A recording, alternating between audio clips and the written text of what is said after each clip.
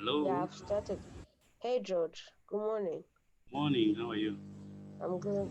You are the only one participant. I can't see anybody else apart from you. No, so far we have one, Hey, okay.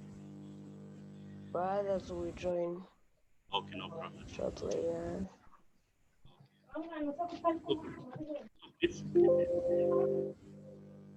So now we have 7 attendees. Okay. So in the interest of time, we can start. Yes, sir. So So good good morning, morning, everyone. morning. Yes, we are supposed to be going through the strategic performance management so as to be able to see how we can prepare for the examination. And of course, there are some things that I will be highlighting which will be general, which of course you need to be able to know as part of your preparation. But also, I will be looking at issues that may be concerning the main contents as far as the strategic performance management is concerned. And also, maybe I will be interacting with you sometime to be able to see how uh, we are able to get what I'm prepared or what I'm saying. So basically, the first part of my presentation will be a bit general because trying to look at the, the strategic performance management as uh, part of the exams which are supposed to be doing in the near future. And basically, how can we be able to pass? Because of course, this has been one of the subjects that has been having the highest failure rate. And sometimes we have been asking ourselves as the tutors as well as the examiners and markers. Yes. And we have been trying to see what or where do we go wrong? Maybe because sometimes is it the exam, is it maybe the marking, is it maybe the understanding of the students? So of course we will be trying to be able to look at. We have been able to look at all these things, and some of the things I will be highlighting as some common mistakes which students make, and also we'll be looking at what exactly we need to do as part of ensuring that at the end of the day we pass and we are able to um, give what the examiner would want us to give and to be able to portray. So first,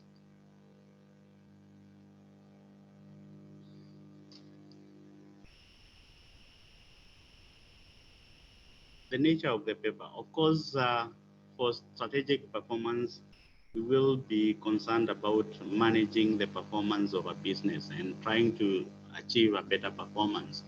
And basically, of course, we would be expecting that some of the topics that were done in F2.1, which is management accounting, are examined but at a higher level because some of these basic things we need to be able to know because we would expect that for any business to be managed and improve the performance, of course, the basics will be required.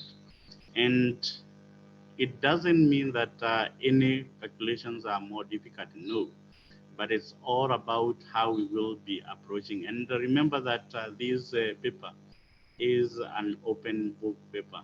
So therefore, we will not expect that you will be asked direct kind of questions. It is for you, and that's why we are looking at it as a strategic because we want to be able to see how you can be able to combine or how you can be able to link between the tactical aspects as well as the strategic aspects within the organization of business. And of course, what we will be more concerned about and the critical awareness is about difficulties in measuring and managing performance. Because we know that one of the most difficult aspects as far as the businesses are concerned is how do we go about measuring? Because it has been said maybe we can use profit, but also profit has been criticized over and again because you're saying that it is maybe more of a short-term kind of um, goal, and therefore it might not be able to be a good kind of evaluator. And more so when it comes to the shareholders who have a long vision or a long-term kind of goals for the organization. And then the structure of the paper. As I said, this paper is an open book paper or exam paper. And maybe just to highlight a few things whereby, of course, we know the tradition, but I think uh, there has been changes. I think this will be confirmed with Strato, that the paper structure from this sitting may be somehow changed, whereby we would expect that, unlike the traditionally where we had one case study and some questions covering 100% marks, then we will be having kind of a new structure, which of course is trying to address the issues which I said about the mass failure, whereby maybe we thought, or maybe the profession body looked at it and saw that there was need to be able to change the structure. Yes, Muhile, hello? Okay. Are you getting me? Hello? Hello, Yes? I saw we are some. getting you well. Okay, I saw somebody raise, and I don't know, Muhire. Maybe you had a question or something or We comment? hear Patrick. Yes? Okay, if there is no issue, then let's just continue. So I was talking about the new structure, which basically will be having like two parts, which of course we will be having the first question, which will be compulsory, of course, carrying 50 marks. And then out of three questions, you can choose two questions, which will be carrying 25 marks each, which of course in some way will be giving a leeway in which we can be able to ensure that if you don't get, in some cases, then you will be able to diversify in a way. And therefore, that's why, of course, one of the aspects that I will be expecting as an approach to the question is how do you go about choosing the questions that you will be doing, and more so in part two or in section B. So this will be a very important aspect. And remember that always for this paper, you will be given 15 minutes to be able to go through. Not for you to be able to calculate or do whatever, but it's about familiarizing yourself with the paper and knowing what is required so that you can be able to well or to plan well for the exam. So, what are some of the general guidelines that we would expect as far as strategic performance management is concerned? And of course, we would expect that the strategic performance management, as I said, lays a groundwork in terms of successful business. Because remember, we talked about it's all about evaluation of the performance and looking at how the business can be successful. And in that case, we would expect that the first principle would be a business be measured if they want to be successful in 5 years, in 10 years, and so on. So, what are the building blocks to be able to be successful in 5 years? What should be the building blocks? And based on that, then we can be able to even evaluate or assess whether we are able to meet the criteria for success. Then to pass strategic performance management, you need to prove you know how to think from those first principles. Because remember that you will be given scenario or case. And sometimes that's where maybe sometimes I think I will be highlighting where we go wrong, whereby sometimes we have the books, yes, but we don't want to link the theory aspect with the case scenario that we are given. And that's how we end up maybe sometimes losing even marks. So therefore, I would expect that once you are able to show that you understand the case and then you can be able to link with the theories behind it or with the measures that are universally used, then this is how you will be able to pass the exam. Generally, we say that what gets measured, that is Peter Drucker, what gets measured gets done. Because you would expect that if you don't measure the right things, then you won't do the right things. So that's why we would want to ensure that we are able to measure the right things. That's why even when you're given the case and the requirements, are you doing or are you using the proper measures? Are you referring to the right uh, measure of performance evaluation, or maybe even if it is advising, are you advising on the right things? So therefore, these will be the first thing that we need to be able to establish. What are the measures that will be right for the scenario of for the case that is provided, given the information that you are provided? So if you, of course, for example, you're saying that if we insensitize people in a business to make short-term profits, of course they will do that. But then in long term, they might not be able to achieve the sustainability. So therefore, that's why you would want to look at from a strategic point of view that yes, I want to advise the business. I want to advise maybe the manager, the CFO, but I'm advising him based on what so that we can be able to achieve that sustainability for a long period. So what should be the approach as far as the strategic performance management exam? So one way that we would want to prepare for strategic is by doing much question practice as you possibly can. Because of course, even when you look at the study material, there are various scenarios which are given and some cases also which have been highlighted. Sometimes it would be good to be able to understand and see the perspective of the kind of questions and what the examiner is looking at and what maybe the different cases. Because remember that the businesses are not static, they are dynamic. They keep on changing.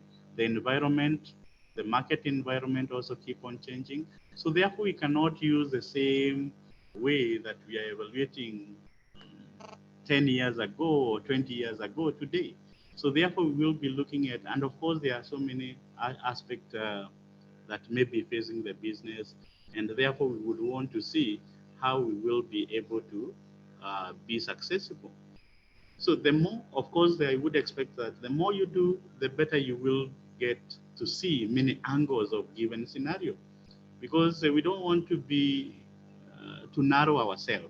So therefore, that's why we would want to get like a diversified view on different case scenarios, and therefore, how can we be able to highlight and make convincing points, give a proper evaluation, and be able to advise properly. Because remember, you said if you don't use the right measure, then you'll not be able to advise rightly. So you need to be able to see from different points of view, from different scenarios, how can you be able to measure performance or other aspects differently, and at the end be able to advise maybe the business, be able also maybe to advise the managers, the CEO, the board, and so on, so that they can be able to make the right decisions and improve performance. So doing practice questions, of course, will be really important, as it is an efficient way to refresh your knowledge of other parts of strategic performance. And remember, as we said, strategic performance management will be building on the basics of management accounting and also even borrowing from statistical aspects, because when it comes to like aspects of forecasting, we will be borrowing from statistical aspects. And therefore, how well can we be able to apply that knowledge in terms of trying to be able to forecast, trying to be able to estimate, and come up with ways that we can be able to advise businesses on how to improve their performance and be able to do better be able maybe to do some pricing in the future and so on. So therefore, we would assume that, no, of course, strategic performance has a lot of assumed knowledge because, as I say, it builds on what has already been done, and therefore that's why there will be some aspect which you be assumed that you already know, and therefore it is you to prove that you have those basics. Because without the basics, of course, it would be very hard to be able to pinpoint where things are, and then some of the tips. Of course, I will be giving various aspects, but also I will try to pinpoint 5 key aspects later. And first, of course, some of the aspects that I will be trying or in the strategic performance management exam. One, you need to understand the link between issues at strategic, tactical, and operational levels. And that's what I said that how can we be able to link the tactical and operational levels to the strategic aspects? Because if we cannot be able to link these aspects, of course, the business does not just operate maybe as at the top level. So therefore, it requires all the other aspects to be able to be successful. And that's why we need also, when you're looking at maybe measuring the performance, different tools will be good or will be appropriate for different levels. And hence, we need to be able to clearly understand how do we link all of them to our organizational goal and being able to achieve whatever we have planned to. Then understand in particular how the choice of operational performance measures affects strategic performance. Because of course we will be expecting that the operational performance will have an effect of long-term sustainability of the business. And that's why we would want to ensure that although yes, like for example, as I said, profit measurement is a common kind of measurement of performance, but is normally and usually criticized. But at the same time, we see that we still are using it because also we would want to see how can we link it to the strategic so that yes, we are saying it's of short term, but then how can we link it to strategic performance, to a long-term sustainability of the same? So be able to apply management accounting knowledge to more complex scenarios. And that's why we would expect, like in cases like variances, whereby you look at advanced variances, budgeting, because these things will still be even in management accounting. But then now we would want to see in a more applicable or in a application aspect how we will be able to apply these and how we can be able even to criticize some of the approaches and then how we can be able to use them and modify how and be able to come up with a better kind of planning and control aspect. So therefore, that's why we would expect, and as I said, we are expected that we already know some of the issues, and therefore we would expect that as we will be trying to be able to approach the question, then we will be looking at the different scenarios which are in management. But of course, in this level, they will be more a bit complex scenarios, whereby, of course, they would need some more critical thinking. And of course, at this level, we would expect you that you will be able to give us or to show that you can be able to give that kind of a critical thinking to some scenarios and to be able to come up with solutions. So use any exhibit, information, model, or technique explicitly referred to in a requirement. Because sometimes I don't know what happens, and you find that you are clearly given the requirement in the question, but student, I don't know, maybe they find it easier, or I don't know, you find that sometimes you are going out of the context or out of maybe using a different technique, which of course, or a model, which could also be used, but the examiner has clearly indicated that unless where maybe the examiner has not stated there I would expect you have a choice where you can, if you have two or three models you can be able to use, then you can use any. For example, you, maybe I'm looking at maybe a kind of linear programming where I can use graphical or simplex. And in that case, if the examiner clearly says that you should use simplex, then there is no way you can give a graphical evaluation of the same. So therefore, that's why I would expect that normally we should stick to the requirement. And that's why the interpretation of the question of the requirement is very important. Because if you interpret the question the wrong way, then you will give a wrong answer. Because remember, garbage in, garbage out. So whatever is the input, which the input is about what you have interpreted, what data are you using? And then, of course, the outcome would be wrong if you have wrong input. So therefore, that's why we would want to ensure you use the information you, of course, give to the requirements that you will be required as per the requirement of the question. Then interpret and further analyze data provided. Because remember that this normally is a paper which will be given in terms of scenarios, case, and therefore, how do you interpret the data, the information provided, and which will be applicable for which part? So therefore, it is very important in terms of synthesizing that information and data so that you can be able to clearly, although there is no particular, I can say there is no particular format in terms of approaching, because there are others who say that you should first read the questions, know what you are required, so that when now you are reading the case, you can be able to underline or to clearly outline the issues that uh, um, has been required as per the questions which are under the case. Be selective in making calculations.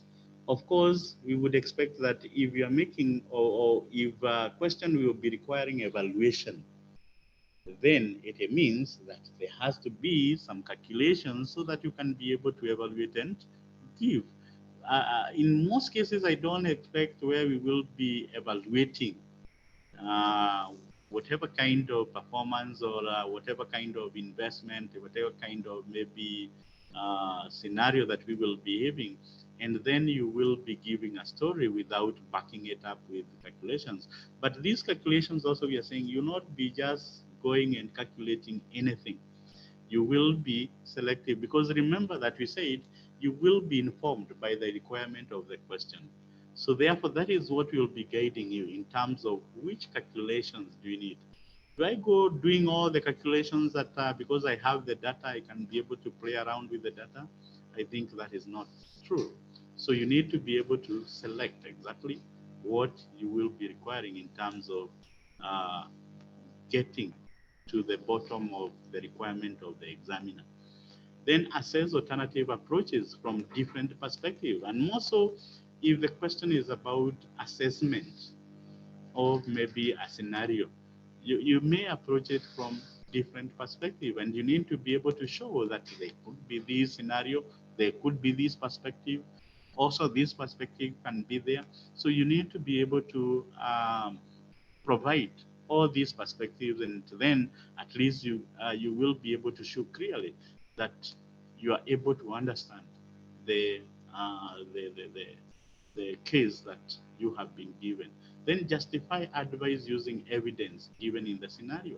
Because as I said, we tend to lose a lot of marks because sometimes, because it's an open book, we just get the material and copy and paste without really referring to the case or to the scenario given. That's why we need to be able to justify. If, for example, we are talking about the evaluation, maybe, or maybe the where we will be looking at maybe like, for example, target costing, we will be expecting that if we are looking at the target cost, then we will be having information about maybe the price, which will be our target price within. the scenario. But we cannot just say that, you see, to be able to come up with target price, target cost, you will be getting the target price minus the target profit. But then, where are we getting this information? We need to get it from the case. We need to see whatever the information. And then when we are looking at maybe how we can be able to adjust or modify the cost gap, we need to see the information which is provided, that is in terms of the costs that are given, material, labor. Is there anything that we can be able to modify? Can we be able to reduce? Can we be able to eliminate some non-value added activities or elements within the costs? So those are the things that we will be looking at. So therefore, from the text, it will be giving you a general overview. All, but then when you're answering the question, you need to be able to be specific regarding the case that you have or the scenario that you are given, so that you can be able to give evidences based on that. Quantify comments where possible, because we would expect that, how do I quantify my comment? It will, just in the same way, I will be trying to justify why am I saying this is good or this is not good, or the performance is not good for this organization, or the performance is good. I will need to be able to justify that, because my comment will be based on some analysis, and this analysis will be based on the data or the information that is provided. Then, of course, I would expect that you discuss commercial implications, whereby, of course, for whatever decision that you will, or whatever advice, then what will be the implication in terms of the business success? Remember, you say that strategic performance management is about the performance of the business, and also trying to ensure that we make the business successful. So it's the same way we are trying to be able to ensure that we are successful in exam. So how are we advising the businesses to be successful? So therefore, we need to be able to discuss on that line, so that we can be able to justify exactly what we will be saying. So as I said, all those points may be categorized into 5 key tips, whereby, of course, as I said, one, pay attention to the requirements and plan accordingly.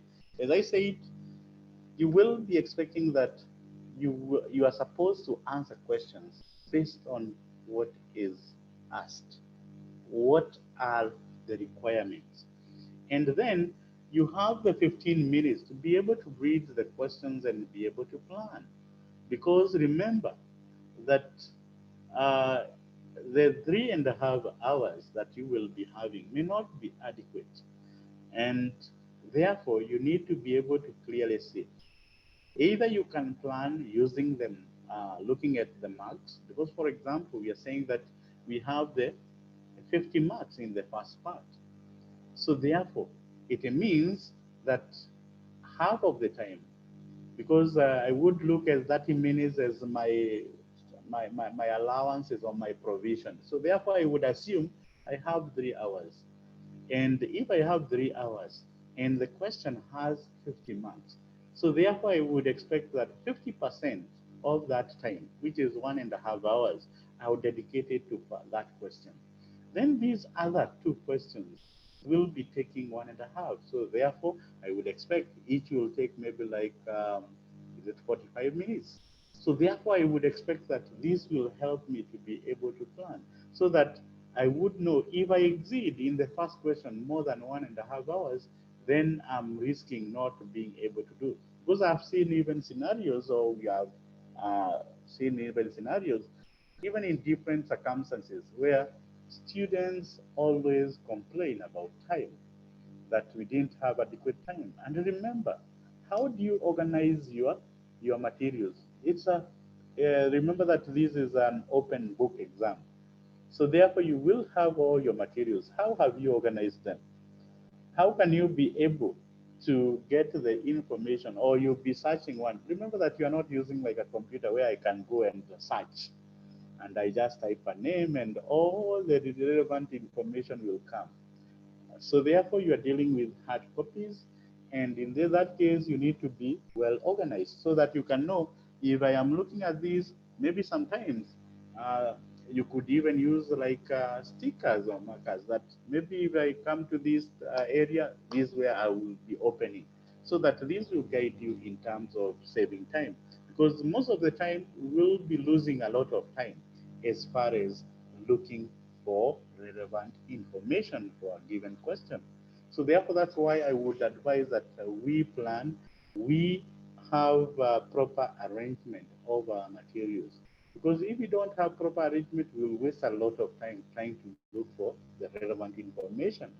And also, remember that the requirements will be very important because, for example, when you are looking at evaluating performance and evaluating performance report, this will be a different kind of question.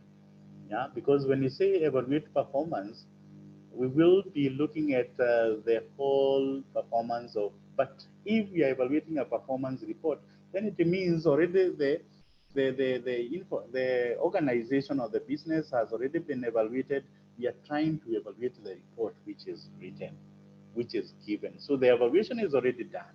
We are not doing any evaluation, but we want now from there to be able to see how is the reporting done. And therefore, that's why, although they are almost like similar, evaluating the performance, I'll come and evaluate, use maybe ratios, use maybe whatever kind profitability and so on, be able to measure the performance. Or maybe I can use even maybe look at the standard, the variances. But when I am evaluating performance report, it means either if it is the variances, they are already given the variances. So I'm trying just to see how is the performance based on that evaluation. So therefore, we need to be very keen about the wording and the requirement that each question will be requiring us.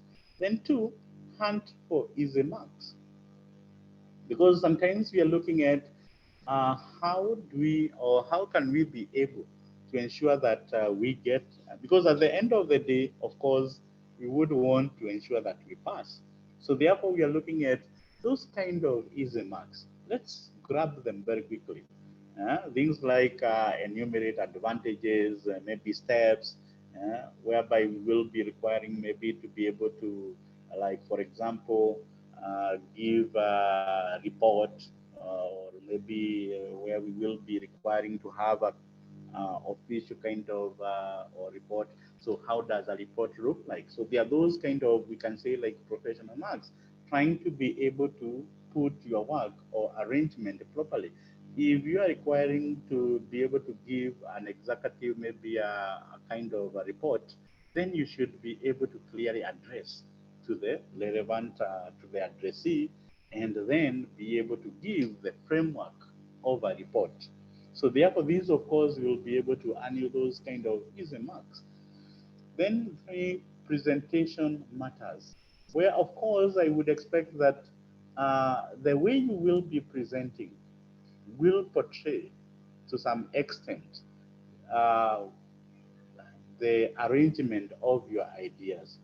That's why we would want to ensure that you arrange your ideas in a logical way.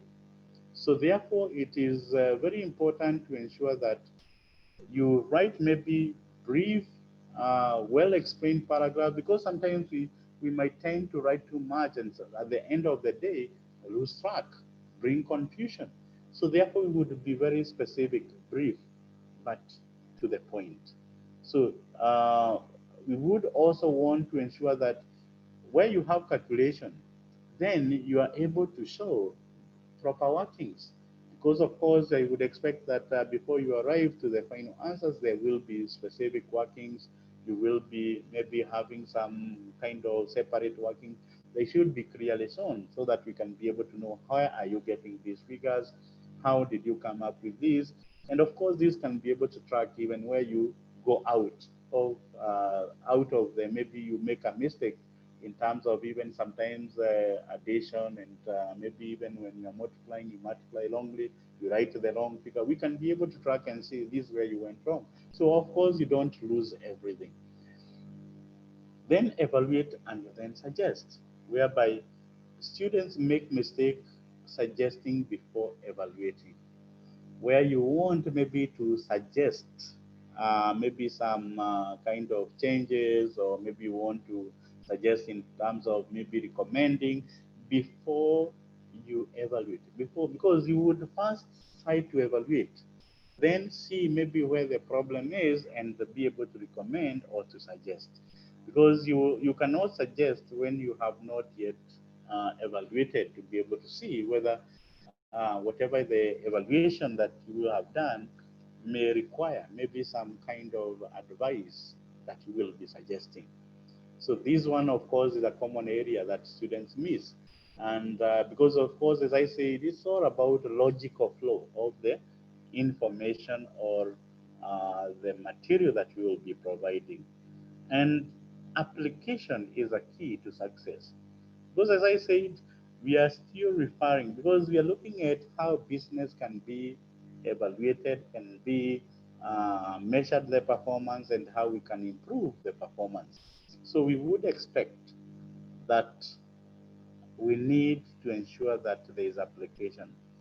Although yes, it's an open book where we will be having information, theories, and other aspects. Uh, we will be having even models, techniques, but how do we apply them to the case scenario that we have? So therefore, we need to be able to show and to clearly link our answers to the case that we have. We need to be able to clearly apply the data, the information in the case to be able to give. Because you would expect that even when you do consultancy kind of work, you cannot consult and give maybe kind of solutions from a different organization. You give solutions based on the analysis of the given organization that you are doing the consultancy. So therefore, you would expect that in the same way, if you are being consulted as a way of measuring performance, trying to improve performance, then you will be doing the same for the provided case. So what are some of the mistakes that the students do? And as I said, students often, because this is an open book exam, so therefore students get the wrong idea sometimes, whereby you're saying, people may say, I don't need to study much because for the exam, because the information will be right there for me to look up. Or we will be saying that all I need to do in the exam is copy the answers out on the text. But as I said, we need to apply. And you will not be applying from the text. You need to apply the information from the case study. So you need to have an understanding, a proper understanding of the information in the text, so that you can be able to apply it or see where it applies in the case that you will be given. And also on the other side, as I said, it's all about your organization. Because if you don't know even the question is referring to what topic, what is maybe the subject matter, then you might not be able even to get the material. You may be having the text, but you are not able to get even the material. Where do you start from? So therefore, that's why it is important to be prepared. Don't think that because it's an open book, this is easy. It will not be easy, because you may be having the answers, but you don't know which are the right answers, or where, what to apply.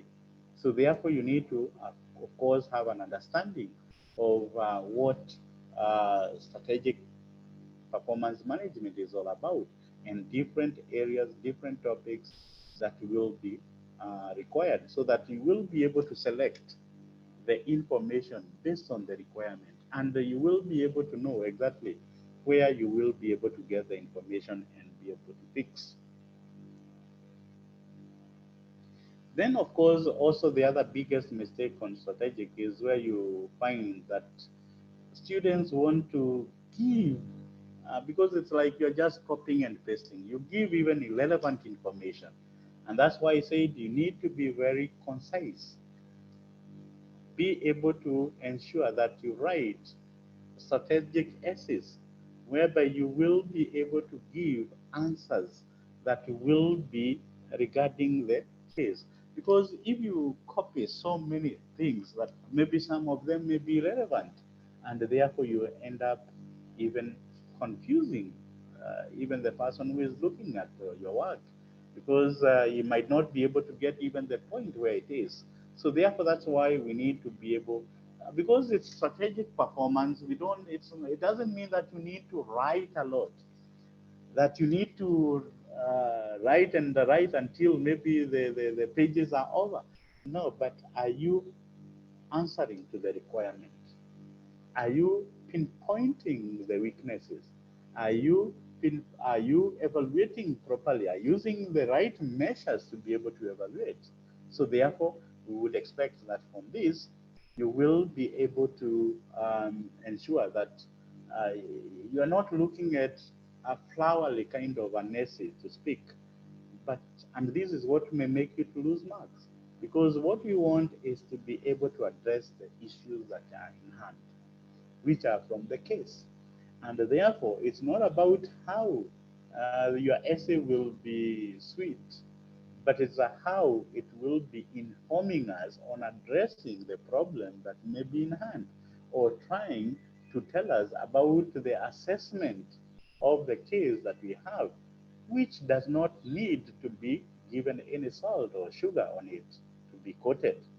So therefore, we need you to be very clear, very straight on the point, so that even the examiner clearly sees that you are able to link the information which is in the text and the case that you have, because that is how it will show that you clearly understand the content material as well as the interpretation of the question or interpretation of the case. Now I want to highlight now specific issues, because that's, as I said, uh, I was generally looking at some of the issues, and based on the nature of the exam, and how maybe some of the things that are observed and also from the exams, we will be able to say, yes, Pacific. Yes, Pacific. Hello? Pacific?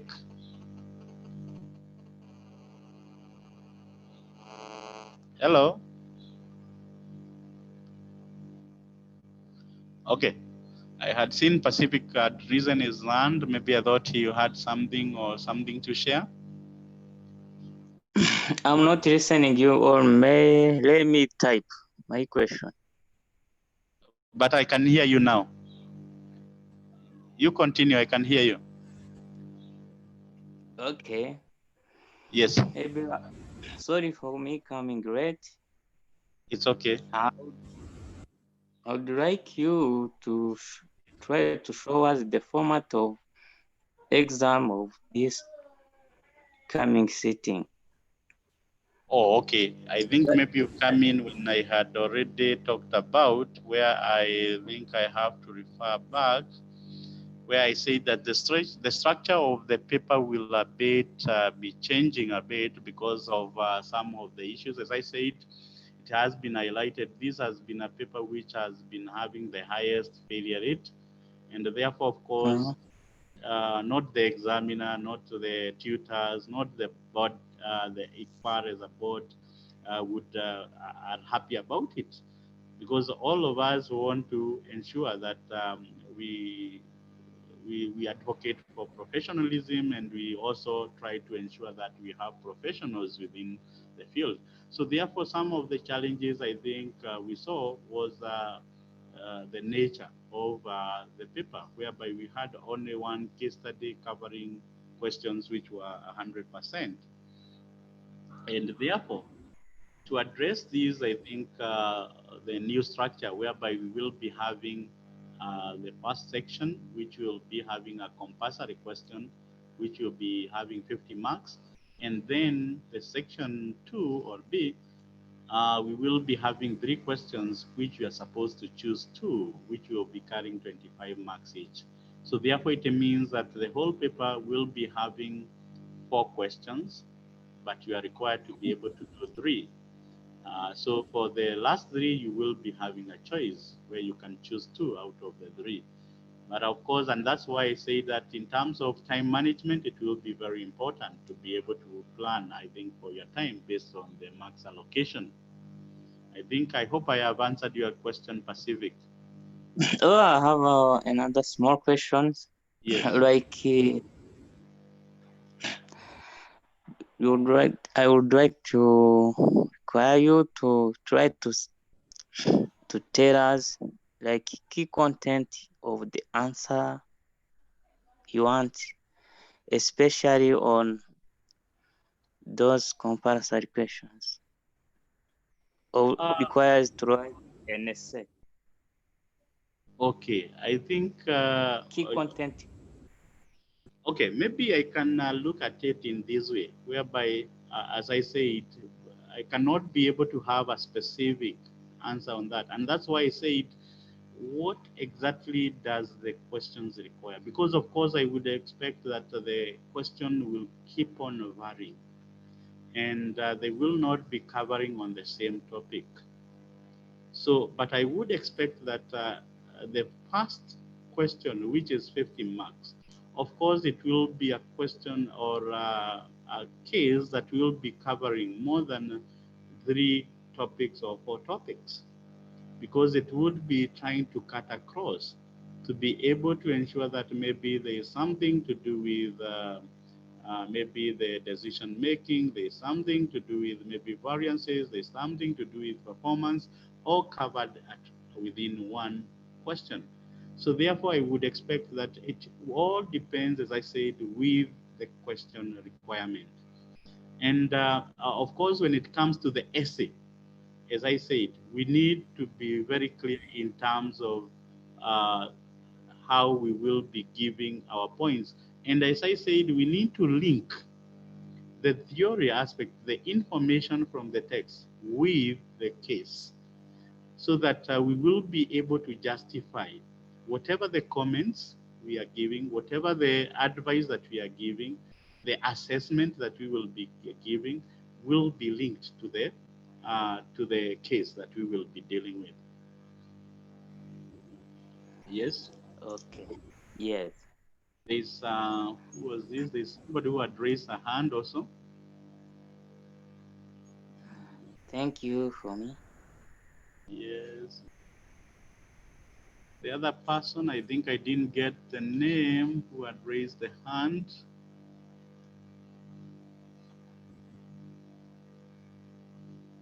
You have another question? Nskwenchi Meimana. Uh, Ishimaman, I think, Francois? Morning, sir. Yes, fine. So just from the experience I've acquired from Yes, from the past visit, so yes. it has seen that no one has completed this paper. So I want to ask, Nobody has completed. yes, there is no one from the experience we have acquired from Yes, the past visit. So yes. no one completed this paper. Uh-huh. So can you talk little about the how can you apply the tips for success you have mentioned? So Mm-hmm. with timing of this paper, so that you can be you can try to complete this paper on time. So with the tips you have mentioned. Okay, okay, okay. Maybe just to make one clarification, I think when you say nobody has passed this paper, I think that might not be really true. No, I've asked it from the Yes, experience. No one has completed. the I ones am you know. talking about. I'm talking about the timing of this paper. Ah, okay. Like Yes, finishing the all the questions. yes. Okay, okay. Because as I said, basically, I think the first aspect which I said, I talked about was about to pay attention about requirements and plan accordingly. And that's why I say that now, given the new structure, I think it is a bit easier to plan for the paper. Because, and that's why I say that normally we need to hit the nail on its head. Let's not go astray, because that's why I said I think there's some mention I mentioned about where the biggest mistake strategic performance student make is fluffy instead of concise, where you need maybe to show that you know and you end up messing up. You waste a lot of time trying to be able to address maybe a 3 marks question. Well, for a 10 marks question, you have nothing to write. Surely, it doesn't justify. So you can't tell me that if a question has 2 marks, you'll go ahead and write 1 or 2 pages for that kind of a question. So therefore, you find that we are giving too much information, which of course at the end of the day may not help us to be able to get marks. And as I said also, when you are planning, and the other 15 minutes that you are given before even you start, is to enable you to plan the approach on how you will be doing. And let me say this: it's not a must that always you have to start with question one, because it all depends. And as I said, question one, of course, given the weight, it might be a bit complex, because you will find that it is combining maybe 3 or 4 chapters in it. And therefore, sometimes it might even mix you up. But the other 3 questions may be somehow specific, maybe to 1 or 2 topics. And therefore, it might be in a way easier to be able to approach as a starting point rather than the first question. So therefore, and also don't, as I said, don't overemphasize. Yeah, because when you evaluate, you give advice. Don't overemphasize on the what you want, the point you want to drive. Once you have stated and you have given the point, I think it will be very. That's why we said you need to be very concise, very clear, brief to the point. Because when you make a lot of, or when you give a lot of information, which is regarding the same one point, it will not help you to be able to add more marks. And that's where we find that we waste a lot of time. And that's why I say that if you look at maybe the plan in terms of the approach, I would expect that given that the exam basically will be 3.5 hours, I would say that I have 3 hours, and that would be just like a provision in case, so that this 30 will help me. If I have already done within 3 hours, it will help me to be able to review and see whether whatever I have done, or the flow of even the information that I have given is logical and makes even sense. And for me to be doing that, I say that given the max allocation, you might want to allocate 1.5 hours for question one, and the other 2 questions, 45 minutes, 45 minutes. So that at the end of the day, you have 3 hours and you have your 30 minutes to be able to, or if anything, maybe the first question you are not able to complete with 1.5, you can give an allowance of 10 or 15 minutes so that you can be able to clearly be able to deal with it comprehensively. So therefore, basically to me, to be able to ensure that you finish is one, you need to be able to plan your time based on the max allocation. Two, you need also to be able to ensure that you will be arranging your materials, because remember it's an open book. And then you will be able to know, if I want this, where will I be able to find it? And that's why I said maybe sometimes you can have markers to be able to highlight that if maybe I'm looking at performance evaluation measures, maybe return on investment, return residual income, ever, where will I be able to get this information if I want to refer?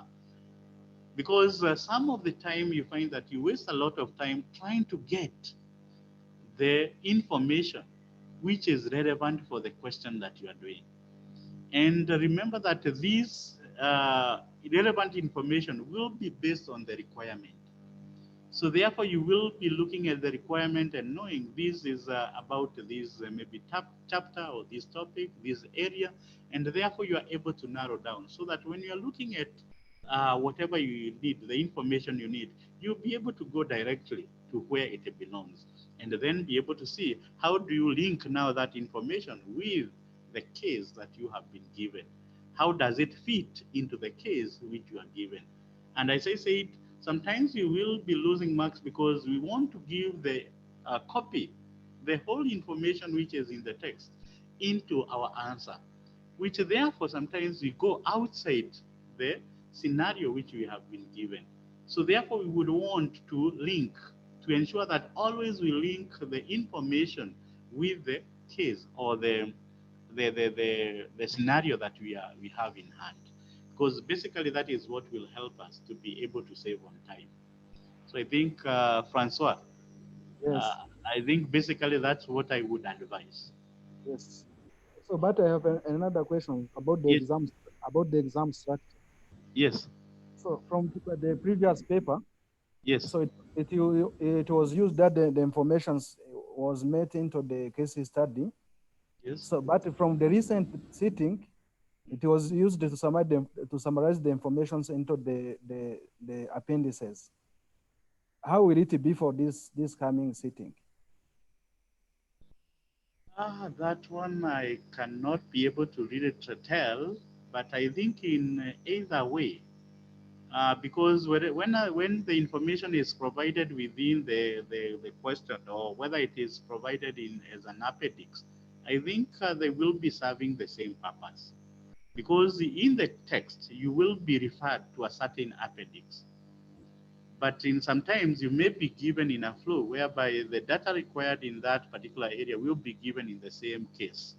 So I think in either cases, the two ways, it only depends with whatever the choice of maybe the examiner may be. But I think they will be trying to be able to give the same kind of information. Okay. Yes. Thank you. Okay.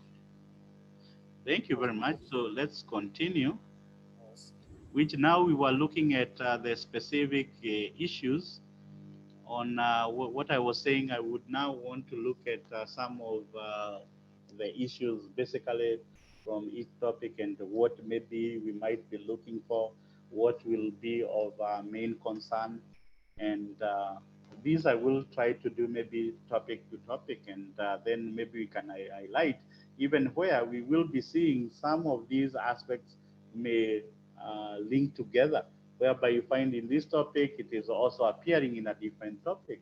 And it is the same thing, only and the same approach, only that now we will be able to put it in the right way. So the first, I think, aspect is about the pricing decisions, approaches, and strategies. And basically, when you're looking at pricing decision, which is a vital aspect as far as determination of the revenue, because remember, one of the aspects in terms of the performance of the organization, the profitability, as well as other measures, is about the revenue. And we cannot have, or the revenue will be based on the pricing we will be doing. And remember that also the prices may affect even the demand, that is in terms of the quantity that we will be able to sell at the end of the day. So that's why when we are looking at the prices, we will also be concerned about the demand, because we will be concerned about trying to ensure that we have uh, revenue that will be generated, as well as we will be expecting that this revenue will be able to sustain the cost that we will be having. And when we're looking at the demand, of course, the aspect of elasticity and inelasticity will be of very vital importance, because we will be expecting that the way the elasticity of the demand may determine or will be showing clearly what we will be expecting in case we change the prices, because we will the price elasticity because it is all about the sensitivity of the customers in terms of the price. If it is inelastic, even if we increase the price, then it means whatever the change that may be there maybe will not affect our total revenue. But when it is elastic, of course, we will be knowing that whatever the changes in price will be very sensitive in terms of the volumes, and therefore we will be concerned about whether when we increase, it will lead to increase in the total revenues. Then also we need to think about other issues that may influence the pricing decisions, because it's not just about the demand, but there could be other issues that may uh, try or will be influencing the decision. For example, or as what we say, the price, of course, which the price affects of the good or the cost, basically will be affecting the price of the good. Then also the prices of other goods or substitutes, which we will be also concerned about what are the prices that will be charged to other substitute commodities, because we know that sometimes when your price is too high and others are lower, customers who are prudent customers will always go for less cost. So therefore, they might be choosing other goods instead of yours. And at the end of the day, you will not be able to raise revenue to be able to meet your operational costs. Taste and preferences, we would, and that's why sometimes we will be requiring to be able to carry out research and development, whereby, of course, in research, we will be able to understand what are the tastes, what are the fashions that maybe the customers will be requiring, and so on. The income that is based on the clientele or the customers we will be having, we might want to be able to look into what are the income. And of course, we know with higher income, they will be having more disposable income to be able to spend. So therefore, we can be able to expect that they will be spending more in case of higher income. Then the size of the market, and of course the size may go also with the types of market, whereby of course we will be looking at whether it's a monopoly, whether it's an oligopoly, or a competitive market. So therefore the size of the market and the type may influence our pricing. If it's a monopoly, of course we know we will be having freedom to be able to put whatever the price, and that's why maybe talking about the profit maximization in perfect markets like monopoly, we will be knowing that here we have a lot of flexibility and choices. Then also there could be expectation, which expectation may go with the taste and preferences. What do the customers expect? Which might also determine the kind of prices that we will be charging, because we will expect that with higher level of quality, we might be able to charge more. Then obsolescence, whereby some, and depending with the kind of the nature of our products, some of the products may be rendered obsolete with time. For example, technology or technological aspects. We may see in scenarios whereby with advancement of technology, we will keep on requiring to have the newest, the modern technology. And therefore, the old technology may become obsolete. Then also we will be more concerned about, is it a necessity? Is the product we are selling a necessity? Must we have? And that's why we have seen even like now in terms of this pandemic, we have learned a lot. And we have seen the businesses that have really survived are businesses which involve necessities. And that's why for them, they can be able even to increase their prices, because now everybody requires, needs that product. And hence, in terms of how we will be pricing, we will be able to take that into consideration. Then profit maximization in imperfect market, as I said, and more so in case of a monopoly, there will be the business as a choice and flexibility of the price to set. Because for them, it's like almost like an element of necessity, because they have no other option. And therefore, whatever the prices we may set, we will be having more freedom in terms of selecting the prices. And the other aspect is profit maximizing price or output, whereby this muscle we will be applying the economist kind of profit maximization, where we are saying that we will be able to maximize the profits where our marginal revenue will be equal to the marginal costs. And of course, this is an aspect of, as I said, we will be applying some statistical or economics aspect, whereby these are some of the basics which will be required or we will be expected to know, where it's all about maybe the differentiation, whereby we will be getting maybe our marginal revenue from the demand side, and also we will be getting maybe our marginal cost from the total cost equation, so that we can be able maybe to differentiate and be able to come with marginal revenue and marginal cost.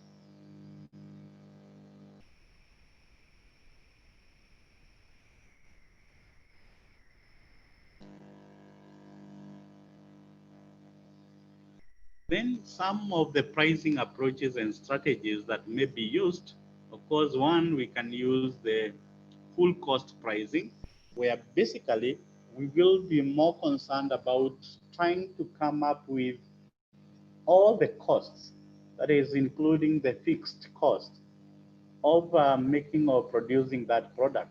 And then that's why we are talking about plus, we add an element of profit, whereby we will be having a markup to be able to come up with the price, which of course this may be more recommendable because of course we will be sure that we will be able to make profits.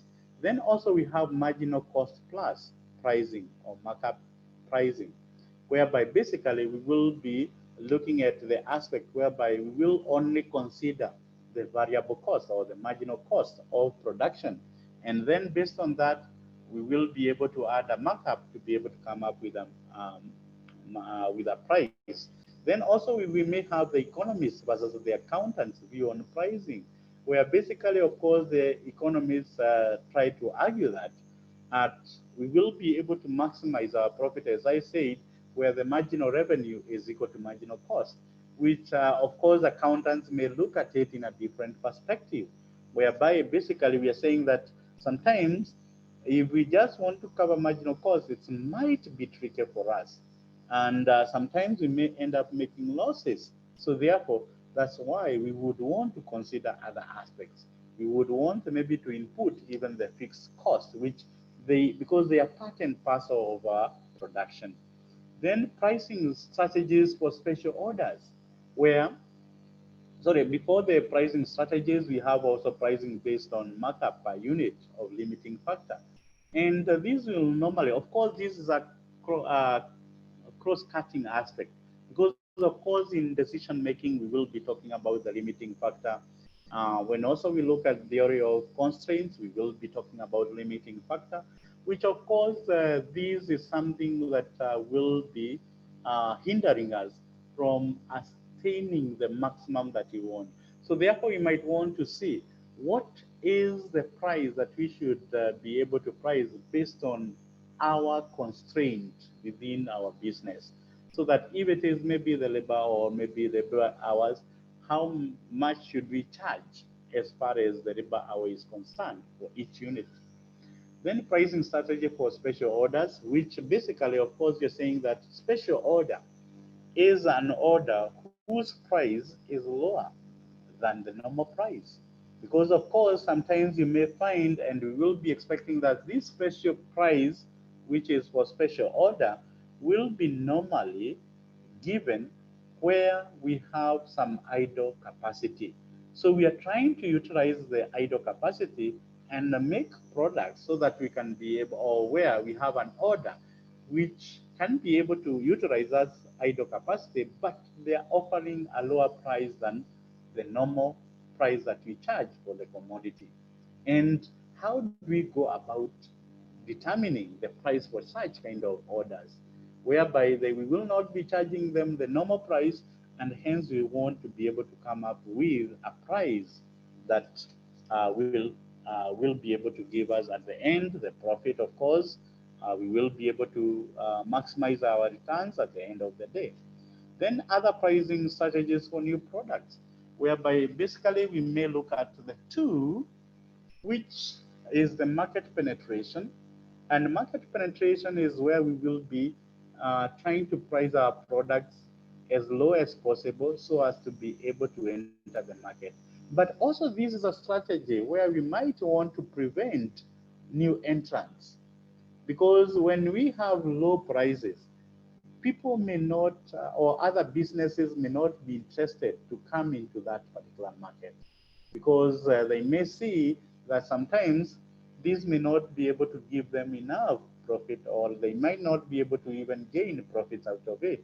But also, for the market penetration, it helps us to be able to enter into the market, because, as we said, customers will always try to, or prudent customers will always try to go for lower prices, given that the quality is the same or maybe of high quality. Then market scheming. And market scheming, basically, we will be starting by pricing high so that we can target maybe a certain category or class of clients who may be rich, or who may be, we will be able to get a higher price. And then when we exhaust that market, we will be able to bring the prices until maybe where we are able to. And this is clearly maybe where we have seen such kind of market in terms of the phones or the mobile phones, whereby we will be able to come to get, maybe when they started or when they came in, the prices were very high. But of course, today we are having prices which can accommodate almost everyone. Other pricing strategies, of course, may include product differentiation, where we might want to differentiate the product from one market to the other, because it may be the same, but we want to make it different because of maybe the nature of different markets. We might want to have a differentiation, a little modification of the same. And we've seen, maybe like, for example, if I look at motor vehicles, the Toyota models, sometimes you don't see even the differences between different maybe models of Toyota, but they have made it as a way of strategy in terms of their pricing and marketing, whereby they want maybe to differentiate a bit and be able to sell in a different market. Then price discrimination, where basically here we are looking at charging different prices for the same product but for different people. And of course, although maybe price discrimination may be seen to be legal in some circumstances, but of course this could be. But also, the price discrimination may also be based on the time, whereby we may have like rush hour or the peak hour, whereby, for example, if you go, maybe if I give an example of like Kenya, you will find like in transport, the prices that will be charged at different times will be different, because there is the peak hour when people are coming from work. Of course, the prices will be high. But during the day when there is not a lot of movement, the prices go low. And early in the morning when people are going to work, of course, the prices will also shoot up again. So this is a kind of also discrimination, where it may be based on the time, but also it could be based on the location, whereby we will be seeing different prices being charged for different locations, although the same product. So therefore, these could be, so price discrimination could be seen in various aspects. And therefore, all what we need to know is what, the essence of trying to be able to charge different prices for different categories of customers or buyers. Then psychological pricing, which of course, as the word suggests, is more about playing around with the psychology of the customers or the buyers, where you've seen even prices whereby we are pricing maybe 999, and others are charging 1,000. So 999.99 sometimes, which you'll never be given, because there is no change of point 0.1, 0.01. So therefore, you'll never be given a change, but you know you have bought less than 1,000. So therefore, you feel like you're satisfied because the others are selling 1,000, but you are paying less than 1,000. But it's more of psychological. So Then the other aspect that we'll be looking at is on the costing methods.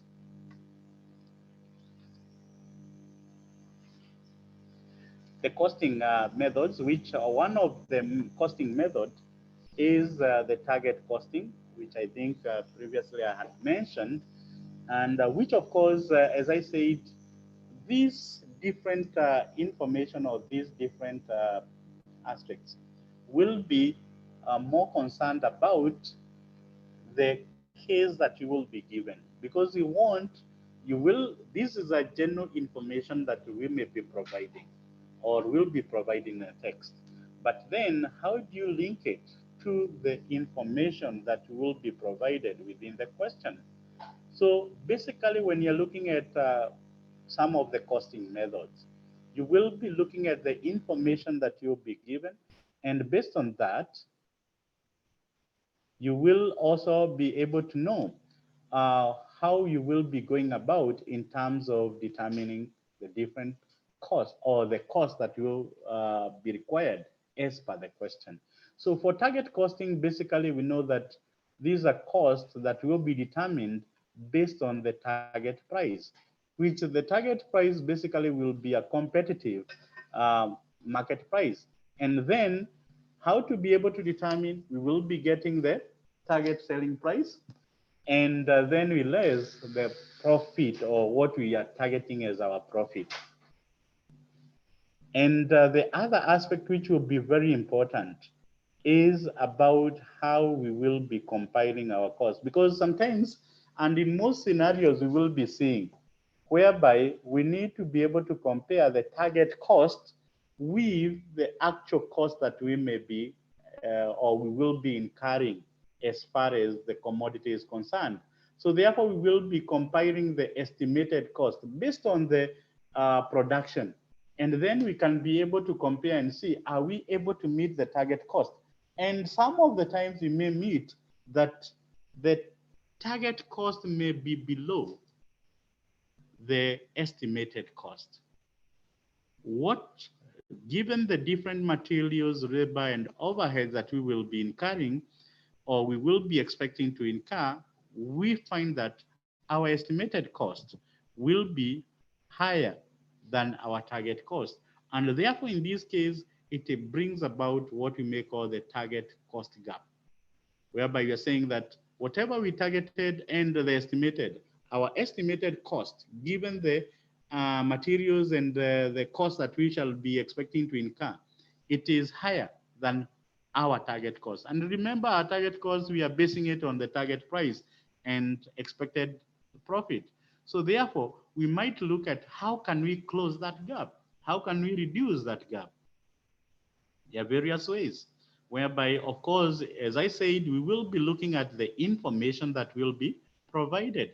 And we will be expecting that given the information we will be provided, in terms of closing gap, we are looking at where can we reduce the costs. Is it about reducing the number of components or the number of ingredients that maybe we are using? Is it maybe using cheaper labor? Or is it using standard components where possible, where maybe we can be able, instead of using unique components, we can use some standardized, which might be cheaper than unique components? Or should we acquire more efficient technology to be able to do the same work? So this will be, or what we will be trying to do is to be able to establish the elements or where we can be able to cut down the cost so that we can be able to breach that gap. That's what we are calling the target cost gap, because that's how we will be able to meet our target. Because although sometimes you may find that we might not be able to really achieve, and sometimes we might even have to go maybe to look at maybe where we can use different materials or maybe cut down the non-value added activities. Because all in all, what we will be interested in is to be able to reduce the cost so that we can be able to meet our target cost. Then sometimes if it becomes like impossible, we might need to negotiate with the customer before making decision, where maybe we might want maybe to negotiate for the price, because maybe our target cost, we have tried to close the gap, but still we cannot be able to make it all. So therefore we might go back to the customer and try to negotiate, so that maybe we can have the price increased so that we can be able to meet the cost. So that is about it. And as I said, it's all about the information that will be provided, because I would expect that in case of target cost kind of a scenario, you will be provided with information that will be able to estimate the cost. You will be provided with information which will be able to determine the target cost. And more so, we might be interested in trying to see how you can be able to develop or to come up with a cost gap, and then how you can be able to close that gap, or what are some of the suggestions. And of course, it all goes with evaluation, because you said you cannot suggest something without evaluating. So I would expect that we will be evaluating first before we can be able to suggest.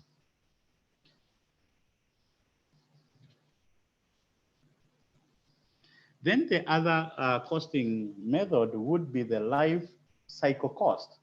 And the life cycle cost, basically, we are looking at accumulation of costs for the whole period. We know that normally products have a life cycle. There is where we will be, of course, introducing the product, and then, of course, we will be expecting the product has growth, and then from the growth, we will be expecting to get to maturity, and then after that, we will be expecting the decline or maybe the withdrawal of the product from the market. So therefore, we might want to be able to establish what are the related costs in all the stages of the product, because this is what will help us to be able to determine the life cycle cost. And in that case, of course, I would expect that some of the costs will be given as lump sum, and some of the costs, and more so when we come to production, the cost that will be related to production, and even sometimes marketing, because maybe we might have like the sales cost or the sales commission. This may be related to per unit. So we need to be able to convert and be able to come up with the total cost, so that even these which the cost which may be provided as a unit cost, how are we able to make them or to determine the total amount for that stage of development. So once we are able to get all the costs, then our life cycle cost will be the total of all those costs that will be incurred in the entire life of the product. And then the question will come in terms of, can we be able to determine the unit cost? Or can we be able to determine even the price based on the life cycle? And the answer is yes. We can be able to determine even the price from that perspective, because we will be looking at the total costs for the whole life cycle. Then we divide with the total number of units expected to be produced for the whole life cycle. And once we get that, we will have got the unit cost.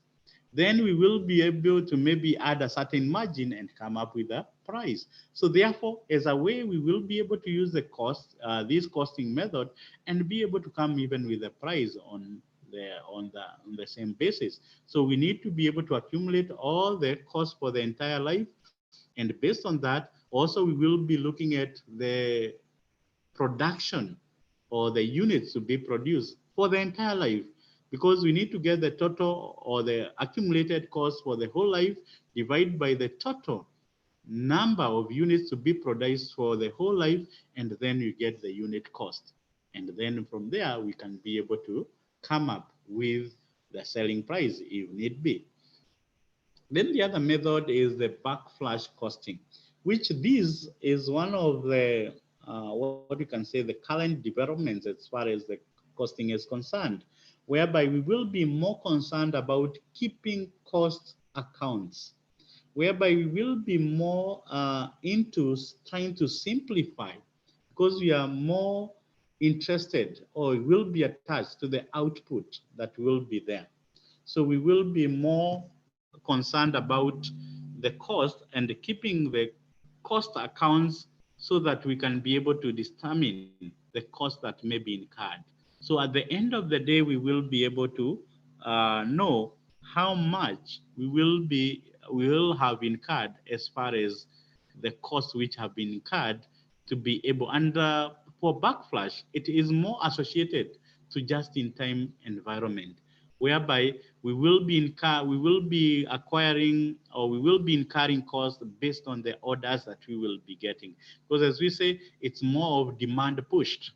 So therefore we will, or pulled on the other side.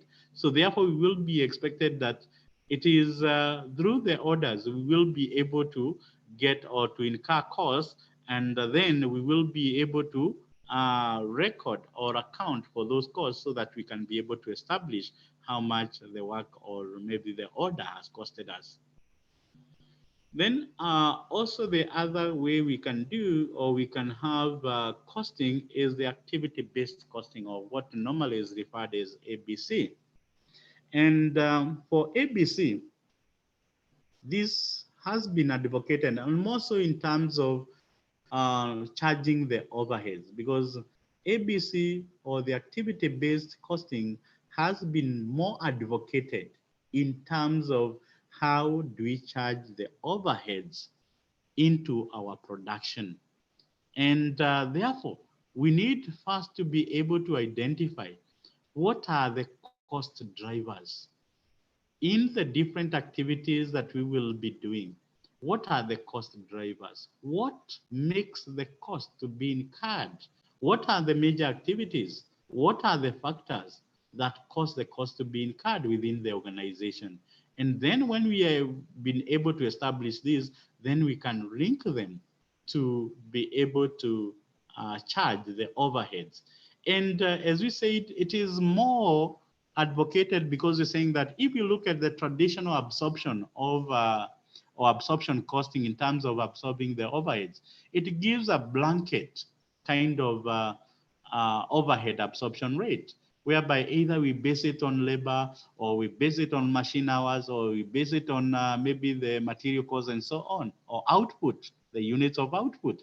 But basically we are saying that not every overhead will be the same. So therefore we need to be able to come up with different activities and how we shall be able to associate them to different costs. So therefore being more realistic in terms of determining.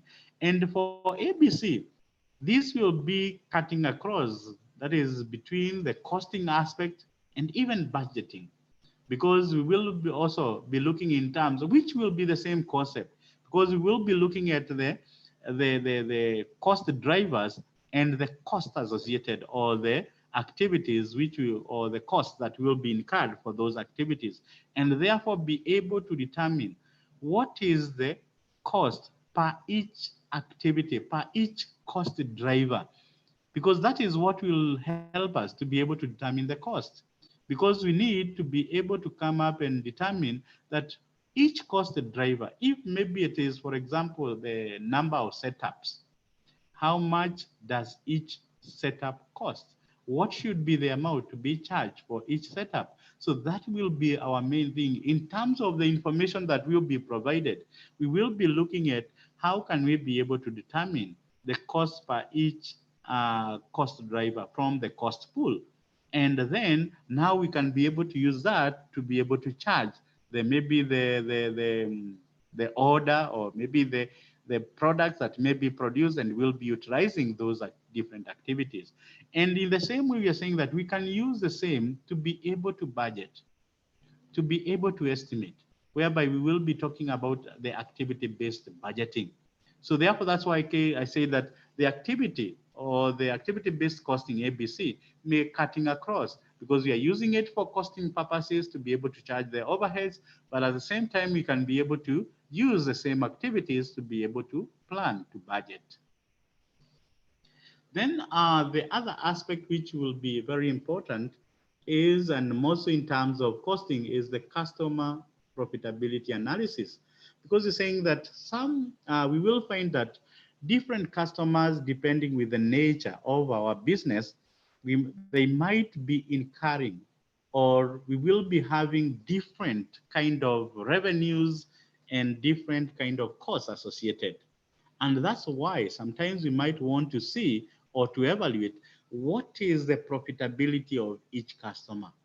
And more so if we are relying on these customers, we might be more interested in what is the revenues that will be generated from each customer and what will be the associated costs to that particular customer, so that we will be able to see what is the profitability of each customer.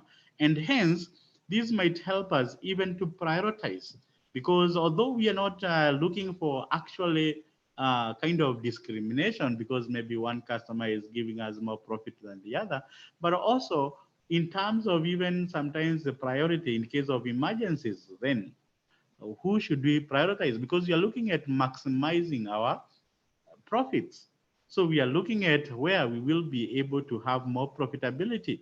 So which customer can we be able to ensure or to say that this customer is able to give us more profit than the other? So we will be looking at customer profitability statement, which basically will be evaluating the revenues and costs attributed to each customer. And then we can be able to see and rank the different customers that we may be having, which of course will be very important aspect, so that we can be able to know how different customers are performing in terms of profitability. Then the other aspect is on the theory of constraint, which the theory of constraint, one of the aspects that we will be using is the throughput accounting, where throughput accounting, as we said, is developed from uh, the theory of constraint. And management accounting will be used more so in terms of just-in-time environment. So we will be expecting that throughput accounting is an approach that will be more applied in just-in-time philosophy, because we are looking at, in case of bottlenecks, or we will be identifying a bottleneck within our production, then how can we be able to maximize our revenue by allocating the resources that we have to the most, we can say the most profitable aspect.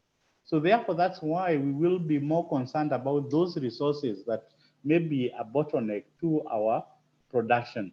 So in decision making using throughput, we will be more concerned about the return per factory hour, because we would want to see from the different products, the different lines that we are using, which of the products may have higher return for every hour or every minute of factory.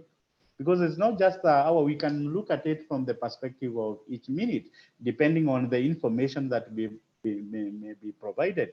Then we have the throughput accounting ratio, which basically we know that for throughput, we are more concerned about the material conversion. So therefore, we will be looking at how we will be able to look at the return for every factory, and then divided by the conversion of material for the factory hour, because that is what we will be able to determine as far as the throughput accounting ratio, whereby we will be concerned about the return on factory hour, which is divided by the total conversion cost per factory hour.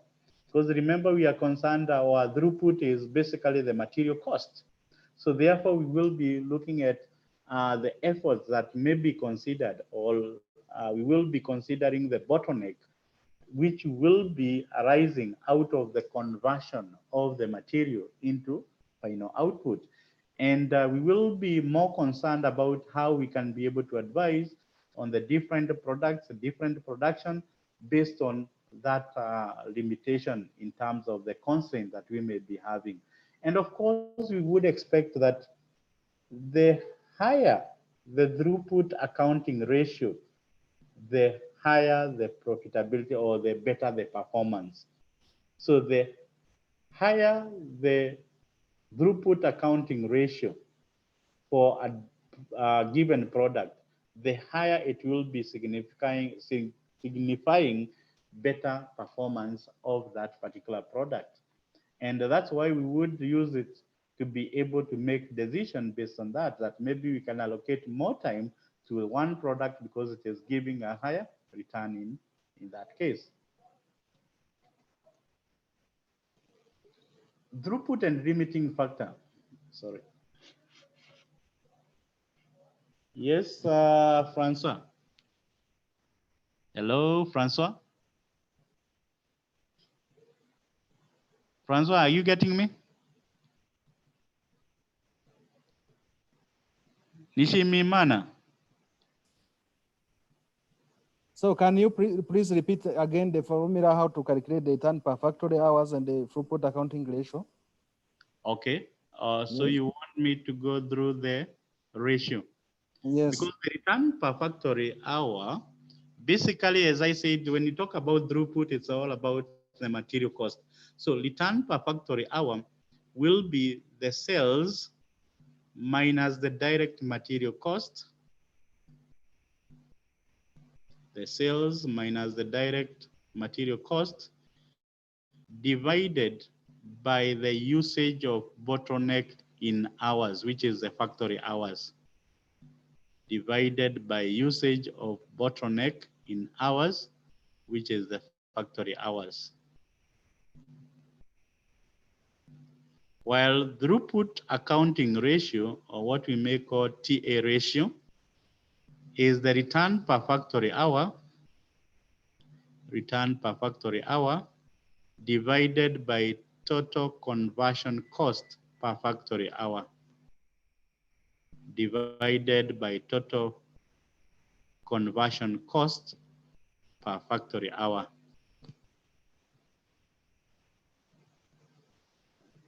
So therefore, these ratios will be giving us a way to be able to evaluate. And of course, as I said, there is a link between throughput and limiting factor analysis.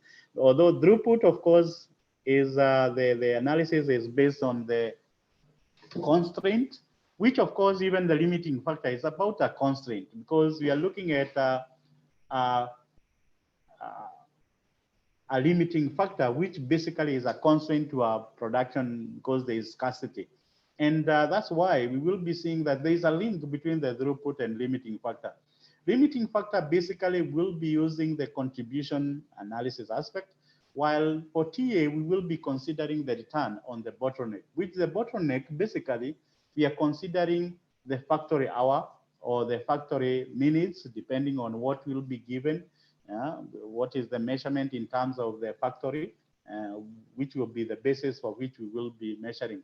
And of course, we will be expecting that sometimes we may be given a scenario where we might be required to compare these two aspects and be able to advise on the same, whereby, of course, depending with the information given, we will be expecting that we can be able to use the two aspects as an evaluation where we have scarce resources, whereby we can look, because for the throughput, we will be trying to maximize the return on each unit of the, on the, whatever we may call the constraint or the remitting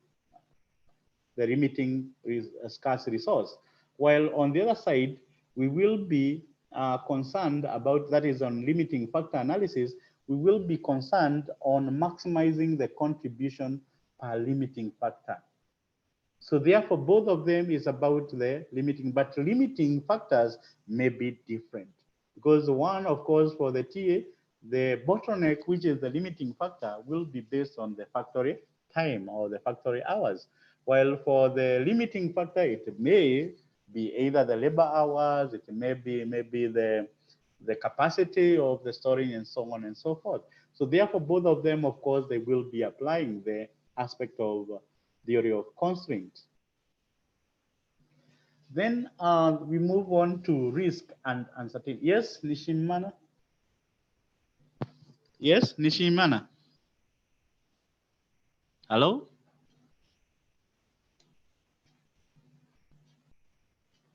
Ishimimana? Yes, yes. Yes, I So have seen your hand up. yes, Yes, I'm asking. yes. So why are we only considering the direct material only? So under throughput accounting. So and why do we only consider the factory hours? Is it the labor hour the only limiting factor under this concept? Because basically, for modern kind of manufacturing, we consider the production resource as the main element. Because remember that, and we said in just in time, it's about, we don't talk about the storage, we are not looking at the materials because we are assuming that we will only make the products based on the order. And therefore, we will be expecting that the main limiting factor will be about our production resource. And that's why we consider the factory hours. Yes. That is for throughput. Sorry, which was the other question? The other question, so why do we only use the direct material? Okay. For the throughput, why we use the direct material, as I said, basically remember that the whole process, and more so because we said it is more linked to just in time, it's about the processing, the conversion. And the conversion, we have already the production or the factory.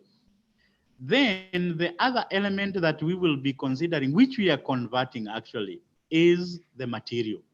So Yes. therefore, our throughput will be the difference between what we are selling and the material or the material cost. So that's why basically we only consider the material as our throughput. Yes, thank you. Then there is Ategikimana. Yes, Yes, you have raised your hand. yes, I have raised my hand. I wanted to repeat for us the throughput ratio formula. Throughput. Okay, Yes, I'll ratio formula. The formula just the formula, because I said that the throughput ratio. Mm.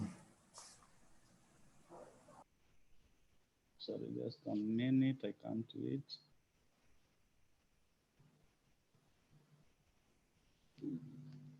Both of them, or just the throughput accounting ratio?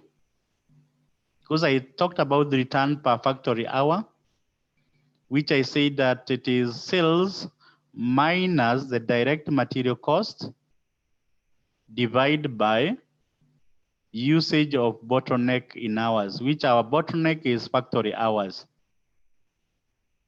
So the sales minus direct material cost divided by usage of bottleneck in hours, which our bottleneck is factory hours. That is return per factory hour. Then throughput accounting ratio is the return per factory hour divided by total conversion cost per factory hour. Throughput accounting ratio is equal to return per factory hour divided by total conversion cost per factory hour.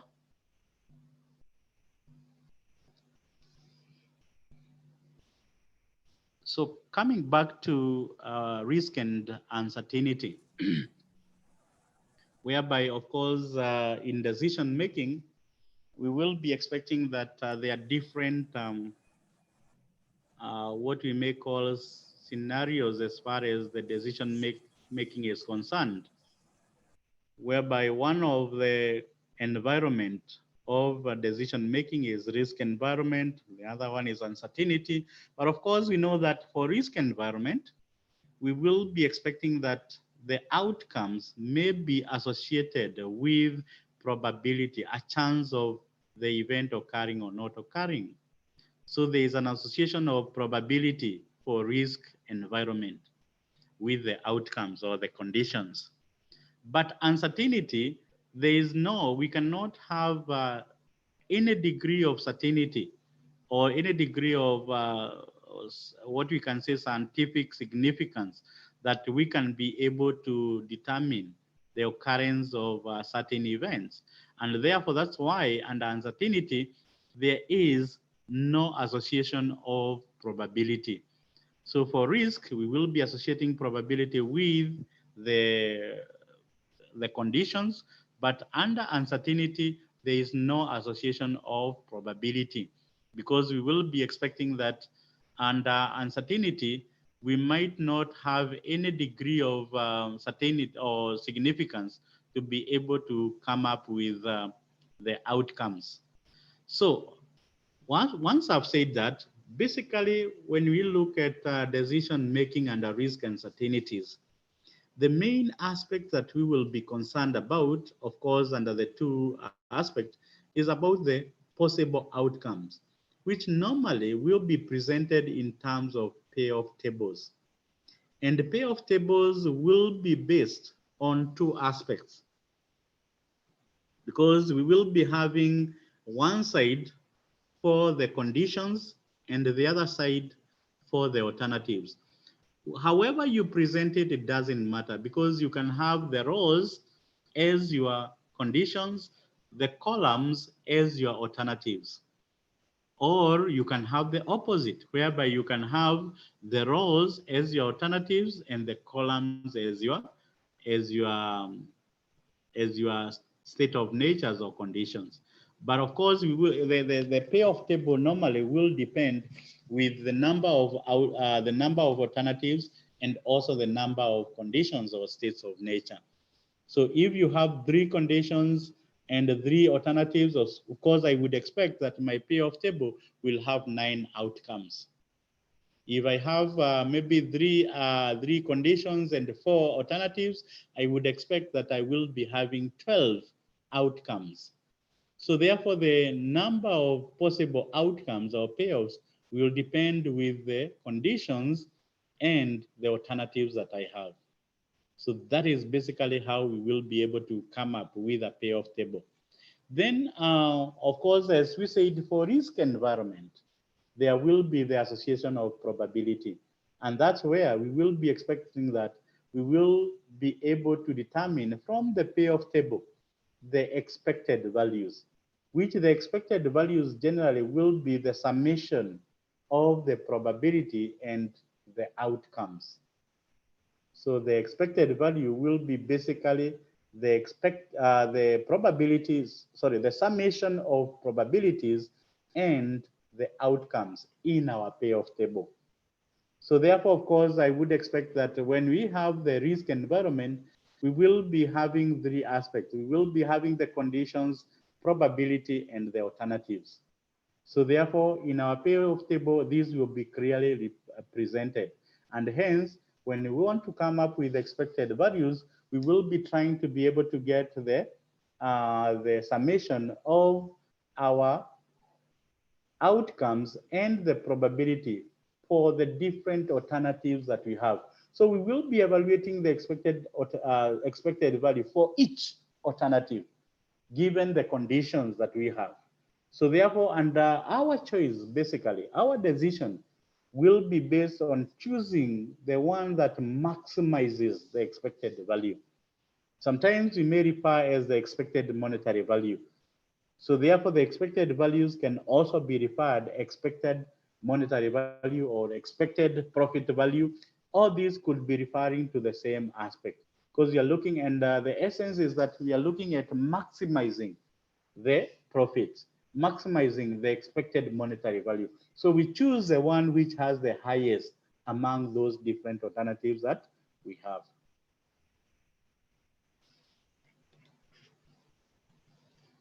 Then we may also look at some of the decision rules which may be used, and these decision rules may be used in case or in terms of um, uncertainty.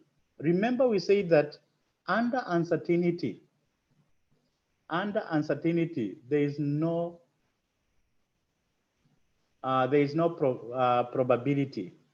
And if there is no probability, then we will be looking at the different decision rules that may be used in order to be able to make a choice among the different alternatives. Because remember, decision making is all about making a choice among the different alternatives that you may be having.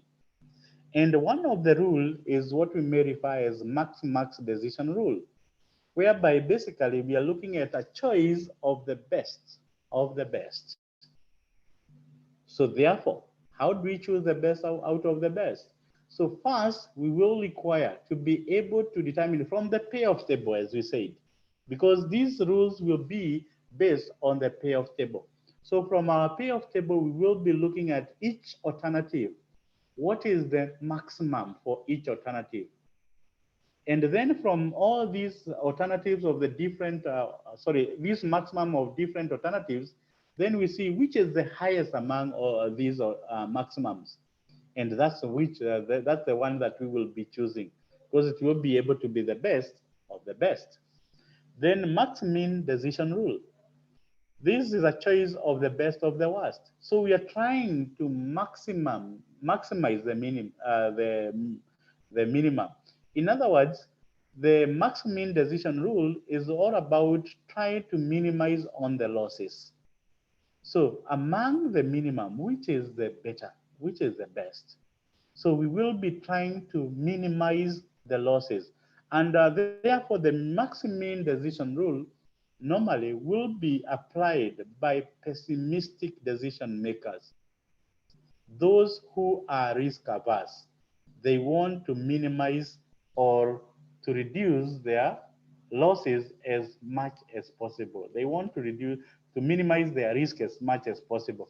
But max is used by optimistic decision makers, whereby they are risk seekers or they are risk takers. They are ready to take a risk for them to be able to maximize their returns. Then three, we have the minimax regret rule, whereby the minimax regret rule aims to minimize the maximum regret, which we are looking at. If I make the wrong decision, what will I be losing? Because if I choose alternative one and alternative two was the best for that specific condition, then what will I be losing? What am I regretting from making that wrong decision? So therefore, and that's why regret also may be referred as opportunity loss, through which, of course, we'll be coming out of the wrong decisions that we may be making. And how do we determine these opportunity loss or regret for any combination? So we will be getting the profit or the outcome for the best action in a given condition, less the outcome for the action in a given in the same condition for a given alternative. So therefore, we will be expecting that we will be looking at the one which has the highest, and therefore in the given condition, and then we will be able to subtract that from the different alternatives outcomes, and therefore be able to get the regret. If it is the one which is the maximum, of course, the regret will be zero. But the other alternatives, of course, they have to have regret because they will not be the best. And of course, also for minimax regret rule, this is also used by pessimistic decision makers. It's more about minimizing the losses, because you're looking at how can we minimize the maximum regret from the decision that we shall be making. Then the other aspect in decision which we can use is the decision tree.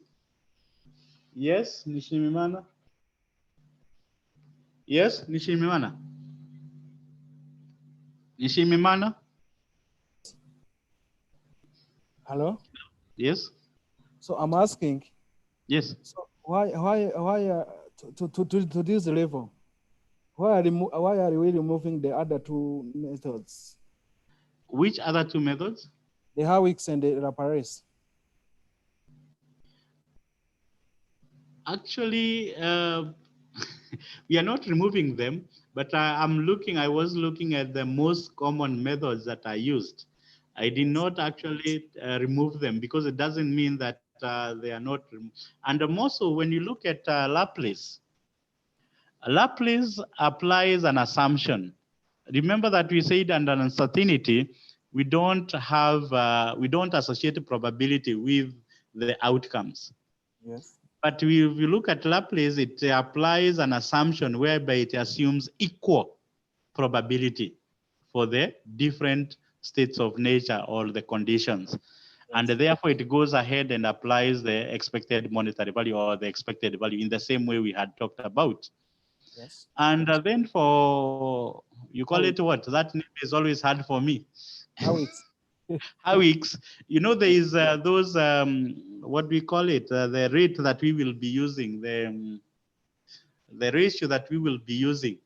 How do we come about it? Because remember that there is no scientific way of coming up with those different ratios. And hence, that's why it might not be very preferable, because unless maybe we can come with a scientific way of determining, then it will be a bit good. So that's why maybe I did not say that they don't exist, but they may not be a common. And also it complicates a bit looking at the easier rules that we can be able to use based on the risk averseness of the decision maker. yes. Okay. So then on the decision, yes. So Yes. then on decision trees, of course, this is a decision tree is a pictorial method, which is a representation of the sequence of decision and expected outcome. But basically, we know that for decision tree, at the end of the day, we will be using the expected value to be able to make decision. And for decision tree, they will normally be used for complex decisions, because whereby even maybe we will be having two decisions included in one, and we need not make maybe a decision which will be depending on another decision. And therefore, we will be trying to be able to clearly show the different outcomes, the different maybe in terms of the conditions that may be existing, and the alternatives that we will be having, and the outcomes and the probability, the associated probability, which if the events are conditional, of course, also when it comes even to probability, we will be using conditional probability. So therefore, if an event is a conditional or an outcome is depends with another condition, then of course, when it comes to even determining the probability, it will be a conditional probability. So therefore, we need to take that in consideration. And then, of course, as I said, once you have drawn your decision tree, which of course the circle will be signifying, because normally we use the circle and the square. The square signifies a decision node, while the circle normally will be signifying an event or a condition. So therefore, we will be having those as the main aspect. And of course, they will be joined with arrows, which of course we will be expecting that will be drawn clearly and clearly labeled. Then the other aspect that in decision making we may have is the evaluation. Yes, Immaculate? Immaculate? Yes, Immaculate? Wineza? Hello? Hello, Yes, yes. can you repeat about decision tree because it's very complicated during our exam. Yeah, in case study it's very complicated. Can you repeat, please, for I me? said, okay. Coming back to decision tree, I said that the decision tree normally will be drawn based on the alternatives that we have, the outcomes that we have, and the conditions that may be existing. That is what determines the kind of decision tree that we will be having. And I say that normally we will be using the square to be able to denote the decision node. And we will use the circle to be able to signify an event or condition. And then I said that there are those where you will find that a certain outcome is conditional in terms of maybe it depends with another event. So in that case, I would expect when you're looking at the probability, it will not be just a direct probability. but will be a conditional probability. So therefore, we will be expecting when we are evaluating the expected values, we will be using for that aspect the conditional probability, which will be the condition between the two outcomes or two activities that may be involved. Then the other aspect, of course, when you are drawing the decision tree, is a matter of fact, of course, the first aspect where you start from, the decision node, you will be starting with the alternatives. Do I have two alternatives? Do I have three alternatives? And the second thing, you might find that you might have three alternatives, but at the beginning, two of the alternatives may be similar, but maybe after some time they differ. For example, where maybe you are told that we may have automatic and a semi-automatic equipment. And then after maybe 1 year, we might upgrade the semi-automatic as our third option. So therefore, it means that from the decision, we will be having two alternatives. But then, after the first whatever, we will have another decision to be able to make a decision whether should we upgrade or should we not upgrade. So therefore, we will not be having like three outcomes out of the first decision. We will be having two, but the second one, which is semi-automatic, we have another decision to make, which is to upgrade or not to upgrade. So therefore, it's all about the information, which should flow in a logical way, as I said. So therefore, when you're doing the trees, we will be following the information given, which should help us to be able to logically draw our decision tree because it will be based with the information provided. Thank you. Welcome. So on the value of information, which basically here, we will be concerned about the value of perfect and imperfect information. And when we talk about perfect information, this is information that we have a guaranteed prediction of future 100% accuracy. And of course, on the other side, the same information may be imperfect because if things don't work out the way they were expected, if the information does not work out in the way it was expected, of course, it will become imperfect. That's why the value of perfect and imperfect information is the same. Because whatever we may think is perfect, if things turn around not to be true, then it will become imperfect. So therefore, how do we evaluate the value of perfect information? And as I have indicated, the value of perfect information will be equal to the expected value or the expected monetary value with perfect information uh, minus the expected value or the expected monetary value without perfect information. And what do we mean with expected value with perfect information? Remember, we are saying that perfect information is where we will be predicting the future with 100% accuracy. So we will be expecting that we will be knowing what will be happening tomorrow.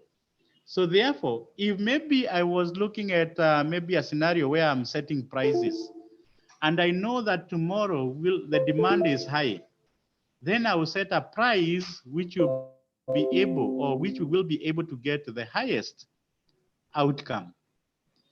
So different conditions, we will be setting different prices.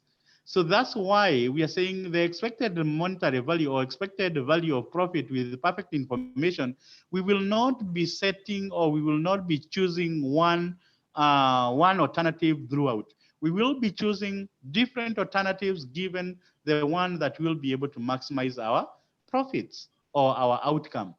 And then on the other side, the expected value of profit without perfect information is the normal way we determine, whereby we don't have any information, so we come up with one alternative being chosen across all the conditions, which of course is what we talked about, the summation of the probability times the outcomes, and then we choose the one which has the maximum. So whatever we choose as the maximum is our expected value of profit without perfect information, because in that case we are setting the same alternative throughout in all the different conditions.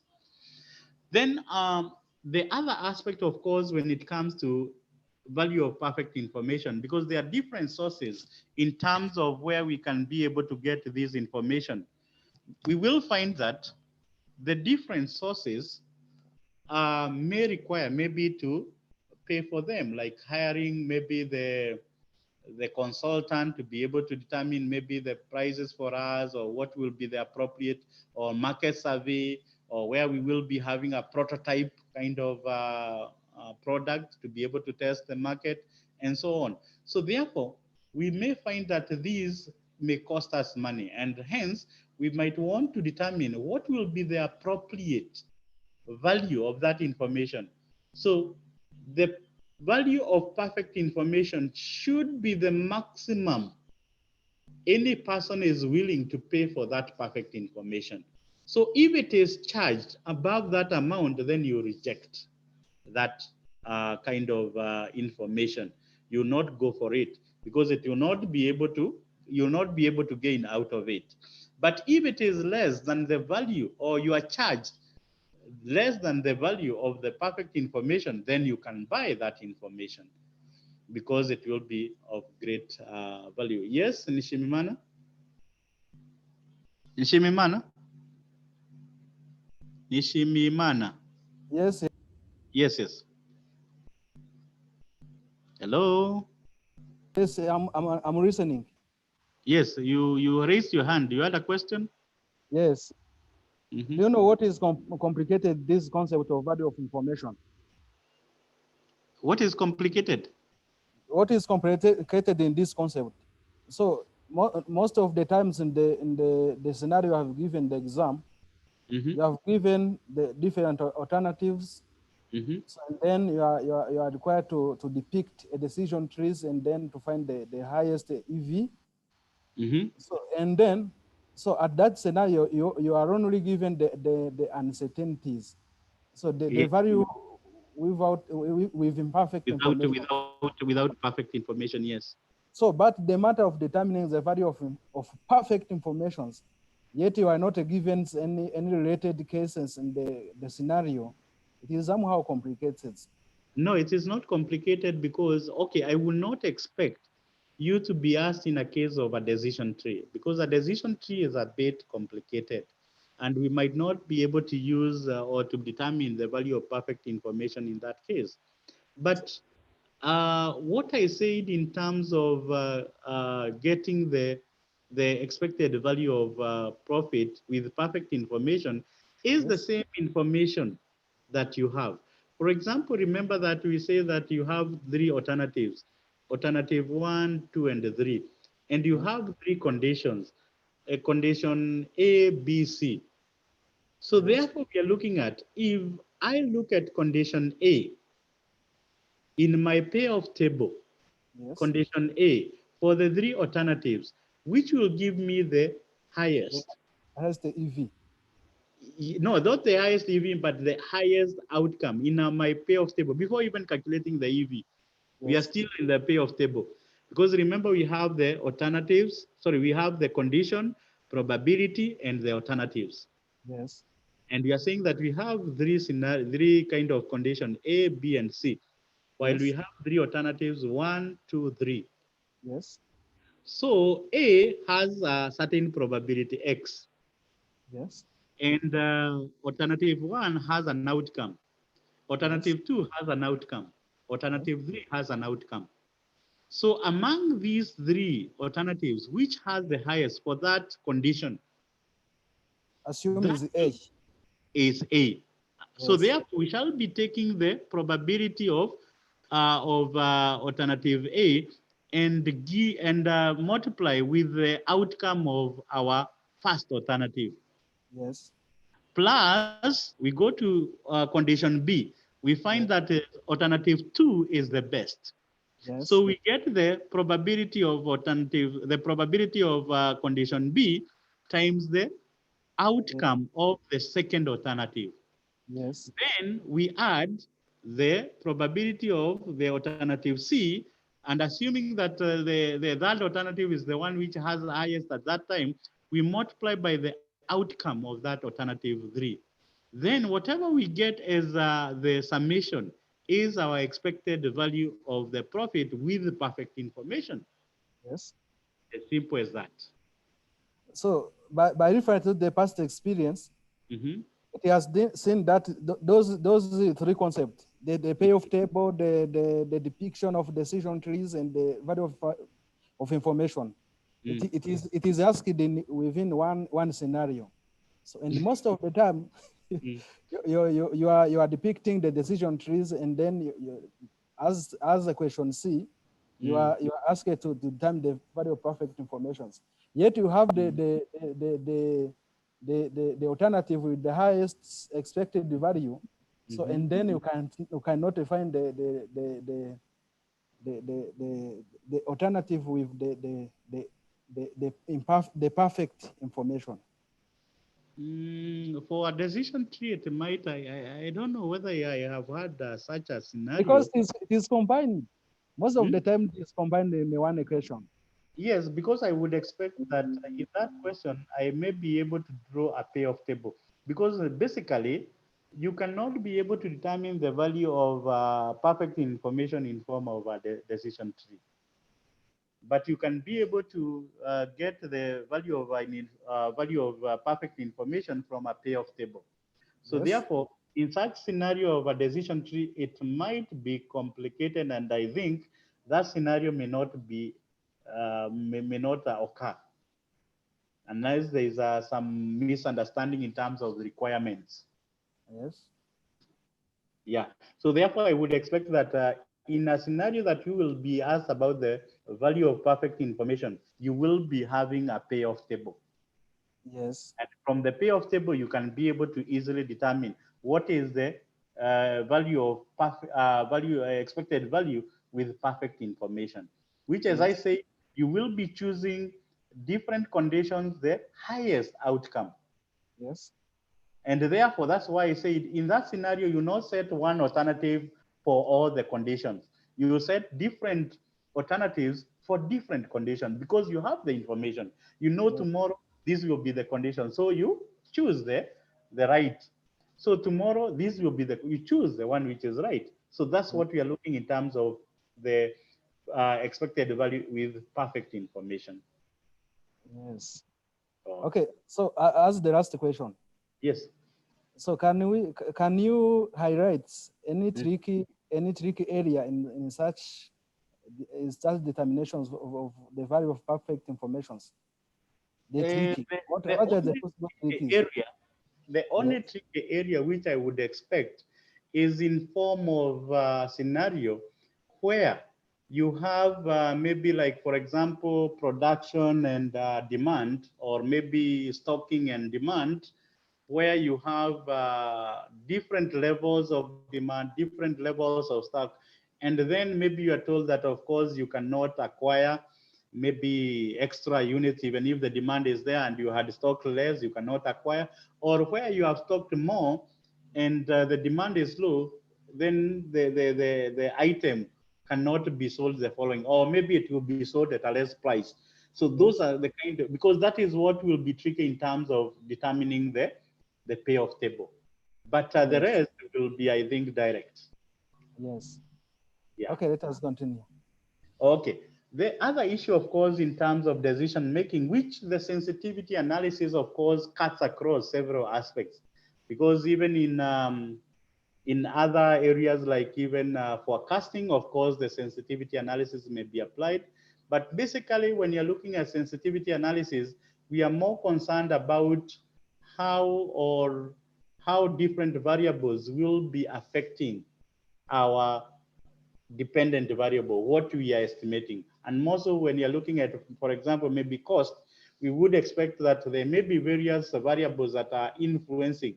So the relationship we would want to see, how keeping the other factors, keeping the other variables constant. When we change one variable, how does our dependent variable change? So that's basically what we will be concerned about the sensitivity analysis. And this will be able to establish which among those variables causes the highest or the most changes, the most impact. And then based on that, we can be able to say this is what we should be more concerned about. Because the factor you find that has a lot of sensitivity, has a lot of impact, then it means it is very sensitive, and that's what we should always try to ensure that we consider. How do we handle it so that at least it will be able to give us better results in terms of changing values? Then also the other model that may be used is simulation, which simulation basically will be, as the word suggests, to simulate, is to imitate, whereby you will be coming up with the imitation of like an experiment and trying to have what we may call the random numbers, which will be used to be able to assign values to the variables. And of course, the random numbers, which will be based on the probability, on the uncertainties of variables, will depend with the decimal. If you have maybe one decimal, of course you would expect your random numbers will run from 0 to 9. So if you have 0 0.1, 0 0.4, like that, but if you have two decimal places, then I would expect your random numbers will be 2 digits. So it will run from 00 to 99. If you have three decimals, then it will be 3 digits, 000 to 999. So this is basically what will be used to be able to allocate your variables, or to assign or to come up with a modeling, which you will be able to use those random numbers to be able to assign the values, which you will be able to run and come up with the results, which of course can enable you to determine maybe which will be used in aspects like inventory management, or maybe forecasting problems can be used. Also, we can use it for queuing aspects, scheduling of maybe different production programs and production timetables. We can be able to use the simulation aspect. Then the game theory, which is also a way which can be used to be able to determine different scenarios. And of course, a game theory assumes two players, and these may be more so used in case of competition, where we have two competitors, and you would want to see the kind of strengths and weaknesses which can be used in terms of the competitors. So we will be expecting that your competitor, when he plays a certain kind of strategy, and you play a certain strategy, will you be gaining or losing? Because there will be the rows and the columns. So we will expect that if maybe you are playing the rows, your competitor will be playing the columns. And if it is positive, then it means you will be gaining if you are playing the rows. If it is negative, then it means if you're playing the rows, you will be losing, and the competitor will be gaining if you play that strategy. And always we try to ensure that we play strategies that we will be able to maximize, to be able to win over our competitors. And remember that it's a win for any. When you gain 2, your competitor loses 2. If you gain 10, your competitor loses 10. So this is what we will be expecting as far as looking at the different strategies and evaluating which strategy would be the best, which we will be able to ultimately gain as when we are looking at the value of the game. Limiting factor analysis, which this is an aspect, of course, which will be leading to production mix decision. Of course, I mentioned it when you're talking about the theory of constraint. And basically, we will be concerned about production mix in two different scenarios. One, of course, where we can have the one limiting factor, which is binding. And here we can use the contribution analysis in terms of contribution per the limiting factor, and therefore be able to rank and come up with a production mix. But then also in a more complex scenario, we may have more than one limiting factor, which is existing. Then we may use the linear programming. And that's where I say that for linear programming, either we could use the graphical or otherwise, or the simplex method. Then the other aspect, of course, in terms of short-term kind of decisions, may be based on the make or buy decisions, which when you are making or buying with scarce resources, there are two scenarios whereby we are saying that, and most of the organization today, they are more concerned about trying to minimize their cost based on the resources that they may be having. And for that case, we will be expecting that we might be looking at an aspect whereby we will be either be forced to use our own resources and ignore opportunities whereby we can be able to acquire some help to be able to do what we don't have the capabilities, or we can try to combine our internal resources and buy some external kind of resources to be able to increase our profitability. But the question is, what part of work or what resources should be bought from the supplier or subcontracted so as to maximize our profit? And of course, the other aspect which you're saying, apart from asking ourselves that question, we might also want to look at how much should be the split between internal and external effort. If we want maybe to use our own internal resources and also buy some external resources so as we can increase the profitability, what should be the mix? How should be the proportions?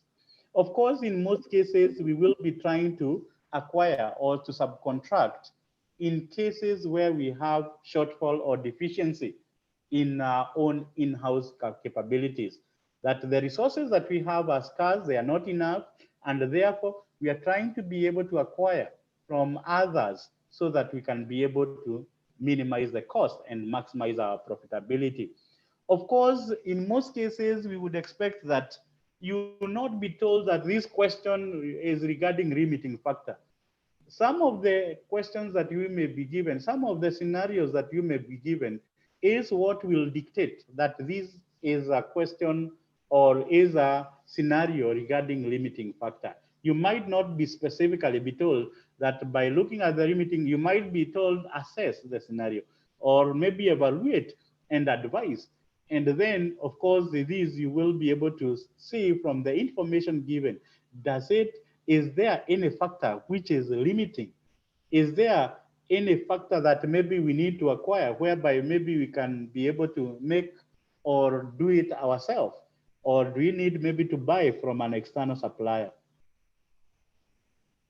As I said, when it comes to linear programming, of course, you may use the two approaches, which I said that one, you can use the graphical method, which is a bit easier, whereby basically you will be more concerned or will be used mostly where you have maybe two products.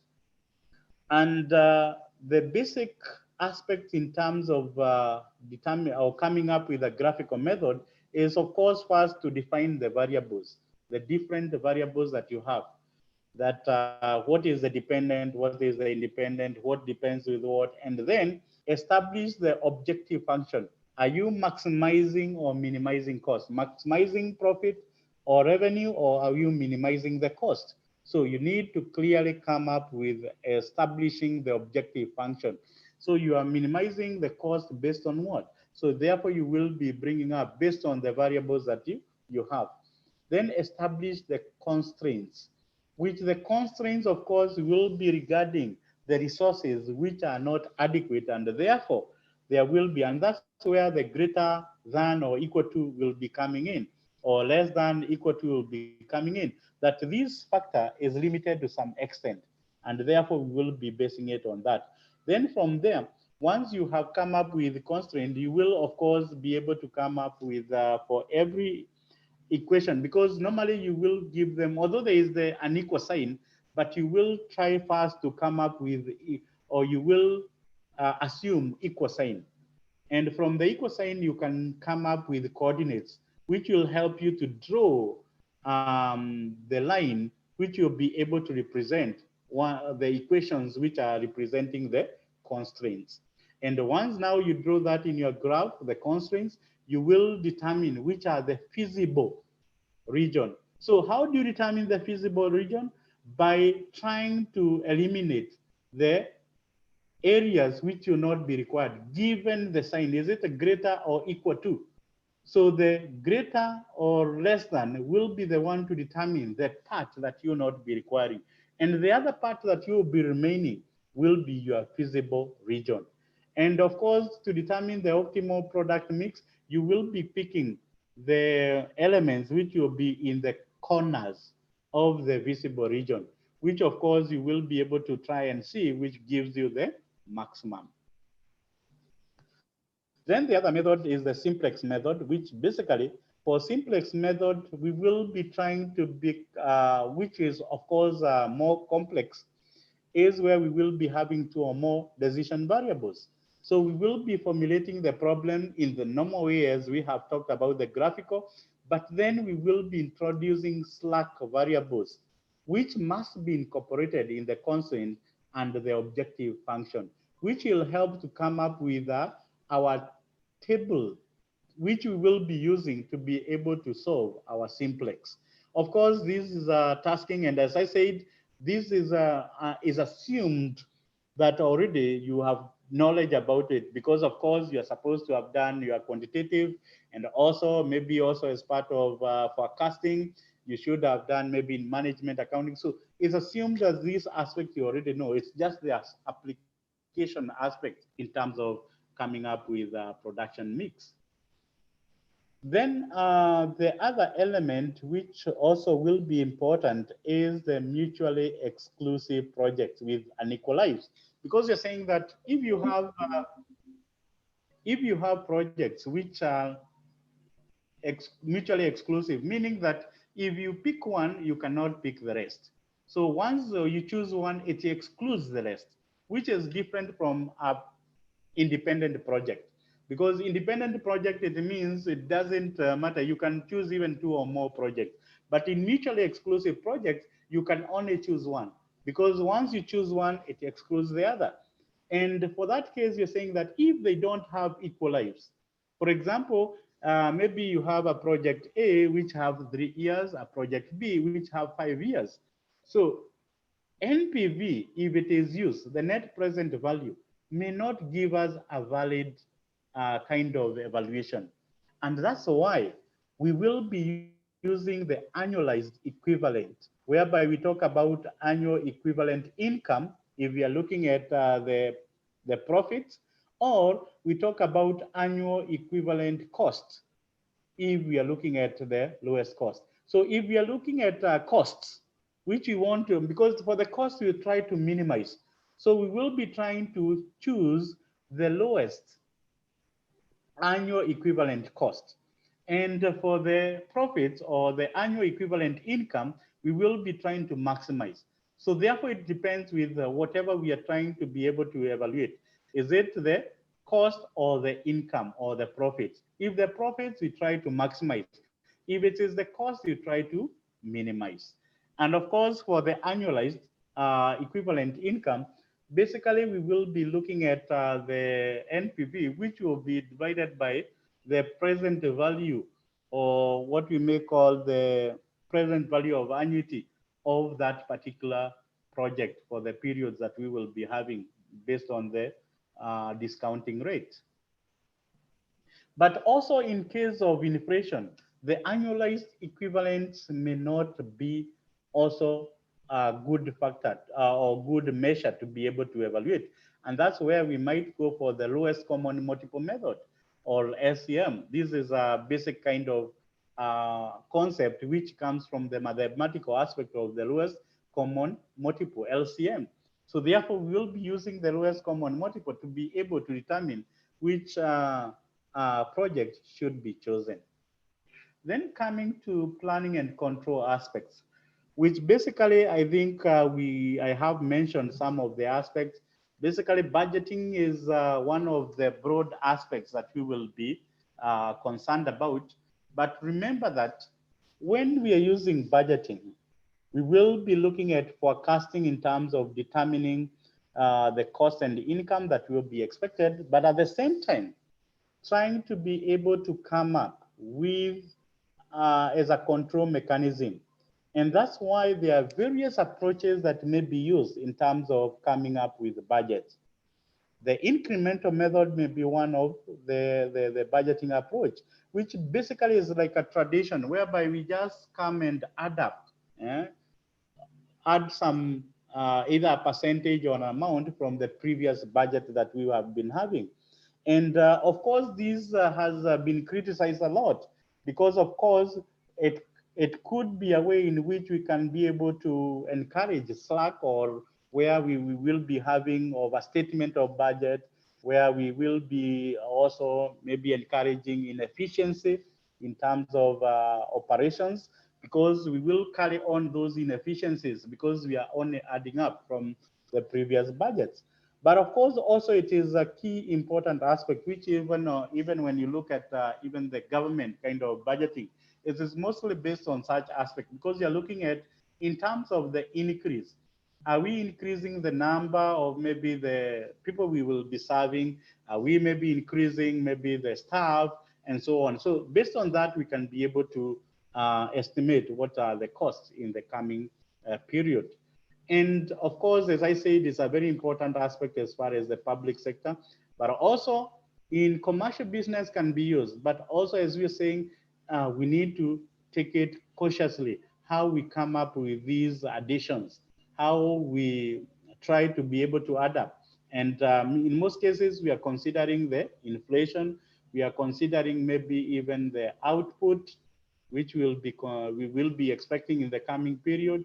We will look into some of the changes that may be expected. Maybe the number of staffing also may included. If there is increase, of course, we would expect increase in terms of the welfare, in terms of maybe the cost related to the human resource. But of course, as we said, incremental budgeting may not be the best, and therefore that's why we have to be very cautious about it. Then we have the zero-based budgeting, where zero-based budgeting, of course, basically we will be starting from scratch, whereby any item which in this aspect, even those activities which are already existing, we will be expecting that these aspects will normally or uh, will be critically analyzed, because we want to have justification, because we need first to be able to justify an activity or the existence. What is the importance of the activity before we can be able to allocate any resources?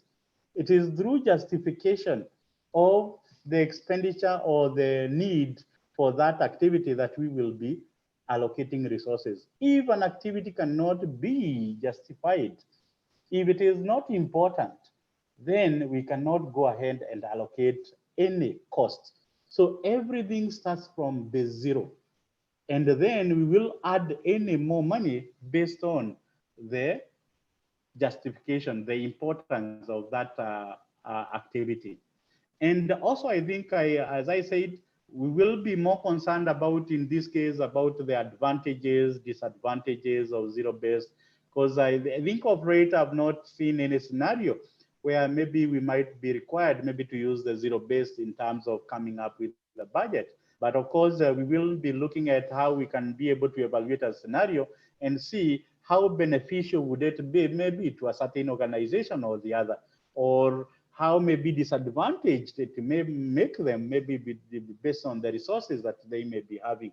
So basically for zero-based budgeting, I might, in most cases, I think it will be writing about maybe the advantages, how we shall be using it or implementing it, and also the disadvantages. But in terms of how we can be able to use exactly in terms of the figures, and I think this scenario may be not existing as per now. Then, of course, the incremental, you may be given a scenario whereby you might want required to come up with a budget based on the information given. So therefore, you will be looking at maybe the inflation, the changes in the number of output and so on, to be able to come up with a budget using incremental method. Because as I said, it's more about application. Also, I think we talked about the activity-based costing, which I think I said that this will be cutting across. And for activity-based, of course, it's about the different activities or the cost drivers, which we will be able to, or we will be using to be able to estimate our costs. And this, of course, will be in the same way that we will be doing the costing. So we will be requiring to be able to determine what will be the cost per unit of cost driver. Each cost driver, how much does it cost from the expected or from the cost pool? And then once we have determined that, we will be able to allocate those resources to the different activities that we will be. Then the other kind of budget is the rolling budget, which basically is a continuous budget, which we are saying that we will be expecting that it's supposed to cover 12 months every time. So when we end 12 months on one side, we are supposed to be able to come up with another month on the other side. So therefore, once a month ends here, we add a month at the end of the budget. So once another month ends, we add on the other. So always it's supposed to cover with 12 months. So the earliest will be dropped and then the latest will be added on the other side. And of course, basically, we will be trying to be able to also take into account the conditions that may be existing so that when we are coming up with a new month, we will be able to capture that. Of course, the other aspect as far as the budget is concerned is about the flexible budget, which flexible budget in most cases will be concerned with trying to revise the budget so that it can accommodate the changes in the levels of activity. Because you're saying that as a tool of control, it is important that we are able to have a same playing ground in terms of evaluation. And that's why we would want to revise our budget, which we had originally formed to reflect the activity level that has been achieved. So that now when you compare it with the actual, it will be at the same level. And therefore the variances or the differences may be more realistic, can be clearly be seen based on the same level. Then quantitative analysis in budgeting, of course, some of the aspects which of course may have occurred in management accounting, which of course we are looking at some of the estimation, that is cost estimation, and some of the ways that we will be estimating costs. One of the most important in terms of analyzing the fixed and variable, there are two methods which can be used or which will be commonly used, the high-low and regression method. And the basic thing in terms of the two, the high-low method, of course, may be easier or simple because remember, we are only concerned about the two levels, the highest and the lowest level. And then, of course, we will be looking at the cost at these two levels and then be able to come up with a way in which we can be able to determine the fixed cost and the variable cost. And the same also in regression analysis, because at the end of the day, we need to come up with a cost function, which will be reflected by the general equation y is equal to a plus bx, where y is our cost that we are estimating, a is the fixed cost, b is the variable cost per unit of the factor that, or the cost driver, which the cost driver will be our x. So therefore, we will be expecting that whichever way we will, but of course, for high-low, it will be simple. But of course, on the other side, it may be criticized in terms of its accuracy, because we will only be taking two levels, which may be extremes and may not be reflective of what is happening. But regression, of course, the essence is to be able to determine our A and B, and therefore be able to substitute in our equation or general equation, then we come up with a cost function. Other forecasting techniques, of course, may include other areas like simple moving average, growth, time series, judgmental, which of course judgmental will be more concerned about the experience.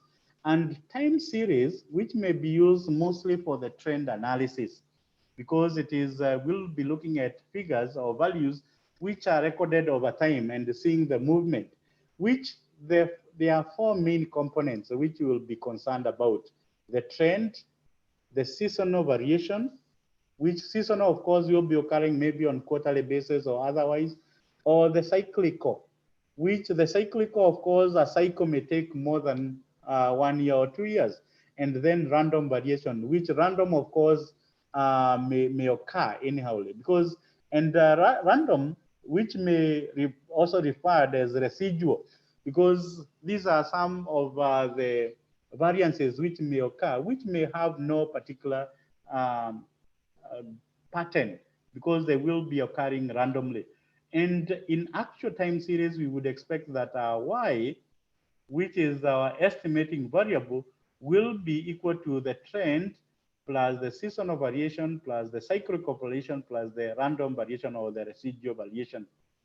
And of course, we have the two aspects in terms of the model which will be used for time series, which basically will be additive, which normally we will be seeing that the cyclical, because of the nature, may not be, even the residual sometimes may not be included as part of or the random variation may not be included as part of the model, because as we said, the cyclical may take 5 years, 10 years sometimes, because whole cycle before it ends, it will depend with the kind of events. So it might sometimes not even occur within the time that we are evaluating.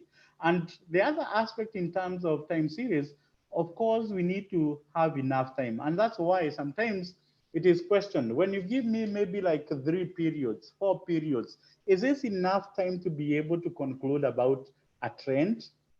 So therefore, that's why there is that kind of challenge in terms of time series, because time series normally will require more time to be able to analyze using, or to be able to give us the trend specifically.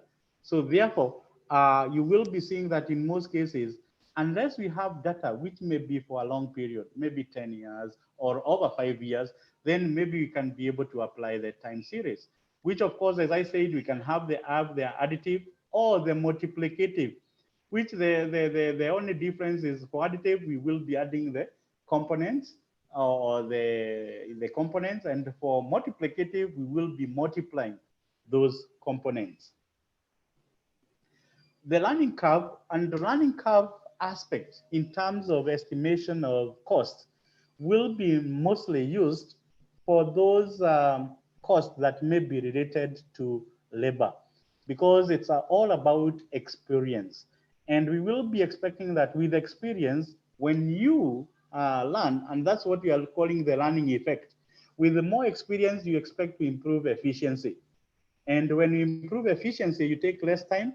And of course, the labor costs per unit will be reducing as you reduce. But of course, it cannot reduce forever. It reaches a point whereby it will be constant, and you cannot be able to no longer improve further. But of course, we would be expecting that how now can we be able to estimate cost based on that aspect? That we know that as you continue, if you have continuous production, then the variable cost or the average cost per unit or per batch will be reducing. And then how will it be incorporated in terms of costing aspect? And I think the formula is given whereby y, although it is not, because that b is supposed to be power, so it is y ax power b, where b is the running effect or the learning factor, which is supposed to be the log of the running rate divided by log 2.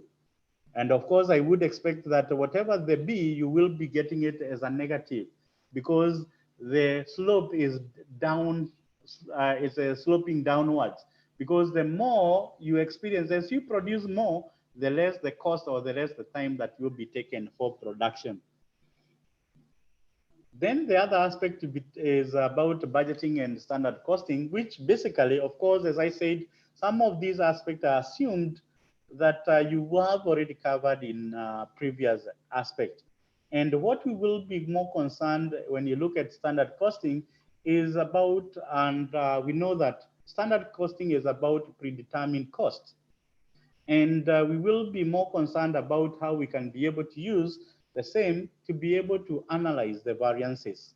So therefore, we will be setting standards, and through those setting standards, we will be able to use the standards to be able to evaluate the various variances. On the other side, also, we will also want to compare the budget. And that's why I say that sometimes fixed budget may not be appropriate, because we may be evaluating on different levels of output.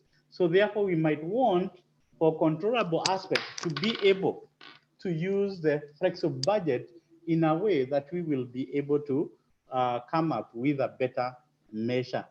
And of course, when we are evaluating managers, we always consider the controllable aspect. And that's why, in terms of responsibility accounting, we will be looking at what can you be able to control. We will only evaluate you based on what you can be able to control, because that's what you're accountable over. Anything that you cannot influence, then you cannot be accountable for. The variance analysis, of course, this is not a new concept. As I said, this is assumed that you've already covered in previous um, in the previous papers, whereby, of course, in management accounting, this is already covered. And hence, the most important aspect which will be expected is more so on advanced variances, but also, of course, you are, as we said, you are expected to be knowing. Not that you just concentrate on the advanced, but also these variances you are supposed to be able to see and know how maybe you can be able to utilize the same to be able to improve performance. So basically, we know that variance is the difference between the standard and the actual results. And if the actual results are better than the standard or the expected, then the variance will be favorable. And if the actual results are worse than the expected, then these will be adverse or unfavorable variance. And of course, on the other side, we will be more concerned about whether we should investigate the variances. And this decision will be very important in terms of advising, in terms of how we will be analyzing, how we will be investigating the different variances, whereby you are saying that there are certain factors that will be considered in terms of the management to be able to say whether we should investigate or not investigate the variances. One is about materiality. How significant is the variance? If it is significant, of course, we need to investigate. But if it is not significant, there is no need. How can we have control over the variance? If it is not controllable, then why are we investigating when we cannot control it? So therefore, we need to be able to look at, is the variance controllable? Can we control it? And then we can be able to determine whether we should go ahead and investigate. Then what type of standard are we being used? Are they basic standards? Are they maybe attainable standards? Are they ideal standards? What kind of standards are we using? Because there are standards that will be more applicable, which you are saying that if these are attainable standards, then they will be, we will be trying to be, because they are attainable. So therefore, we can be able to investigate and see where the problem is. The variance trend, what has been trend over the period? Has the variance been stagnant? Has it been increasing, decreasing? Then these might tend us to investigate the variance. Then interdependence and costs, whereby, of course, we are saying that the variance interdependent. Do they depend with each other? Because if they depend, then we need to see where the problem is. Try to look at the relationship between the different variances. And then the cost, which is basically the cost benefit. What is the cost of investigating versus the benefit that we shall be getting upon the investigation? And to investigate, of course, you're saying that there may be two aspects that we may be using, which we are saying that either we can use the rule of the thumb, whereby either we may set a certain percentage or we may set a certain figure, whereby we are saying that if the variance goes above 5%, then we should investigate. That is the rule of thumb. Or if it goes maybe a certain amount, if it goes beyond 5 million or 2 million or 10 million. So either way, we can use a fixed amount or we can use a fixed percentage as a rule of the thumb, which of course, this may be judgmental. But also we can use a statistical significance to be able, because of course we said how material is the variance, so that we can be able to investigate. If we find it is significant enough, then we can investigate. But if it is not significant, we can ignore. The advanced variances, mostly we will also be concerned about the mix and the yield variance. And the mix and yield variance normally will be a subdivision of the usage or material usage variance, whereby we are saying that this may occur as a result of having more than one raw materials, whereby the mix or the proportion that will be used will be different from the planned or the standard. So in case you find that where you have the variances, which may be some of them, which of course we will be saying that the mix may be different from what we had planned, then we will be looking at the mix variance. But also, the, there is what is expected output or yield. So if the materials, when we mix the yield different from what expected, then of course we will be having the yield variance. So therefore, the mix will be arising out of the different mix, that is the actual and the standard. And the yield, of course, will be arising out of the different yield in terms of the yield of the standard and the yield of the actual. And of course, when you combine them, they will be giving you the usage variance. Then the other aspect is about the planning and operational variances, which basically we are saying that the total variance may be subdivided into two, because it's saying that there is variance which may occur because of inaccurate planning, or which is about faulty standards, which is planning variances, or it may occur out of the operational performance. So which will be operational variances. So when we are looking at planning variances, these we will be trying to be able to evaluate the original budget vis-a-vis the revised budget, the up-to-date conditions. While operational variances, we will be concerned about actual variance, actual performance against the revised variance. So planning is between original and revised, while operational is between actual and revised. So that is what we should take into note. That when we are looking at planning variances, we will be comparing the original vis-a-vis the revised.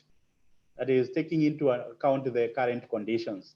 And for operation, we will be comparing the actual and the revised given the current conditions that may be prevailing. Then the last aspect will be the divisional performance and transfer pricing issues, which of course divisional performance will be arising, or we will be trying to evaluate different division and seeing the performance, because of course we would want to see the different, and more so related to the responsibility accounting, we would want to see the different performance of different divisions or different areas or departments.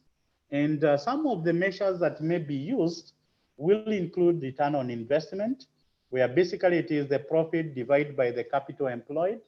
And in most cases, you will be using the return on investment on the investment of profit centers. Although yes, even other centers, but these would be more appropriate in terms. So we would expect, and that's where the challenge, as we said, do we only use the profit as a measure? And that's why you're saying that one, we can use the return on investment as an alternative way.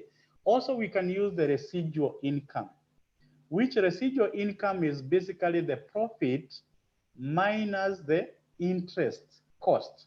That is the cost of capital.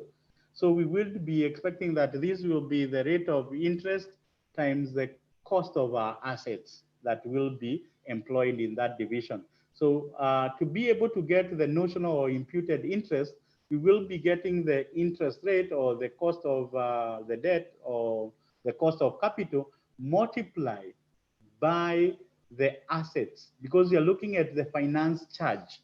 So therefore, how much would you, for the assets that we are employing, for the divisional assets, what is the interest that would be chargeable? So the interest rate or the rate of interest or cost of capital times the assets value that we have in the division.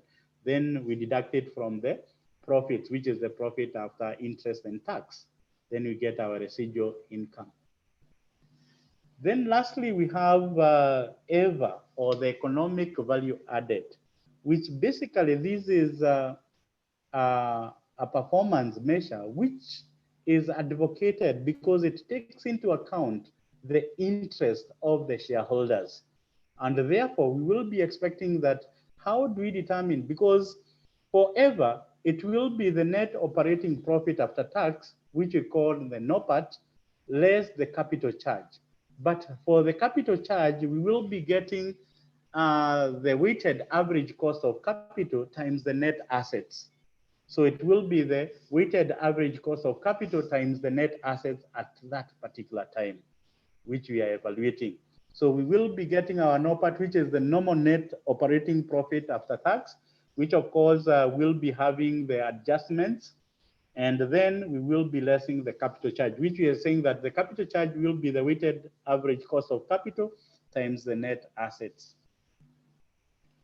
Then transfer pricing, which basically for transfer pricing will be an aspect that will be part of pricing, but within the organization. And that's why the important aspect as far as the transfer pricing is about the objectives, which we are saying that there are three main objectives as far as the transfer pricing.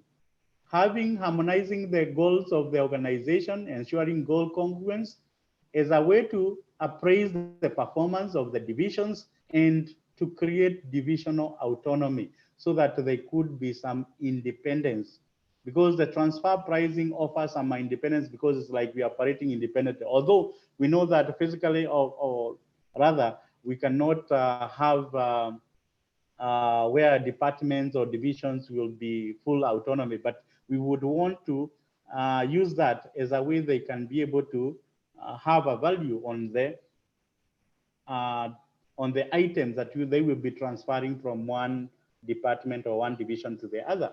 And of course, as what we will be more concerned about transfer pricing, in terms of setting price, we need to ensure that these three objectives are met. It helps us to be able to harmonize so that we don't put one department like it has more favor, or to encourage maybe suboptimal decisions, but at the same time be used for appraising the department and ensuring that they operate like independent entities within the organization. Some of the transfer pricing methods that may be used, of course, one is the cost-based, which we are saying either we could use the full cost, which of course is the same aspect as using the total cost, including the fixed overheads that may be absorbed by that particular division.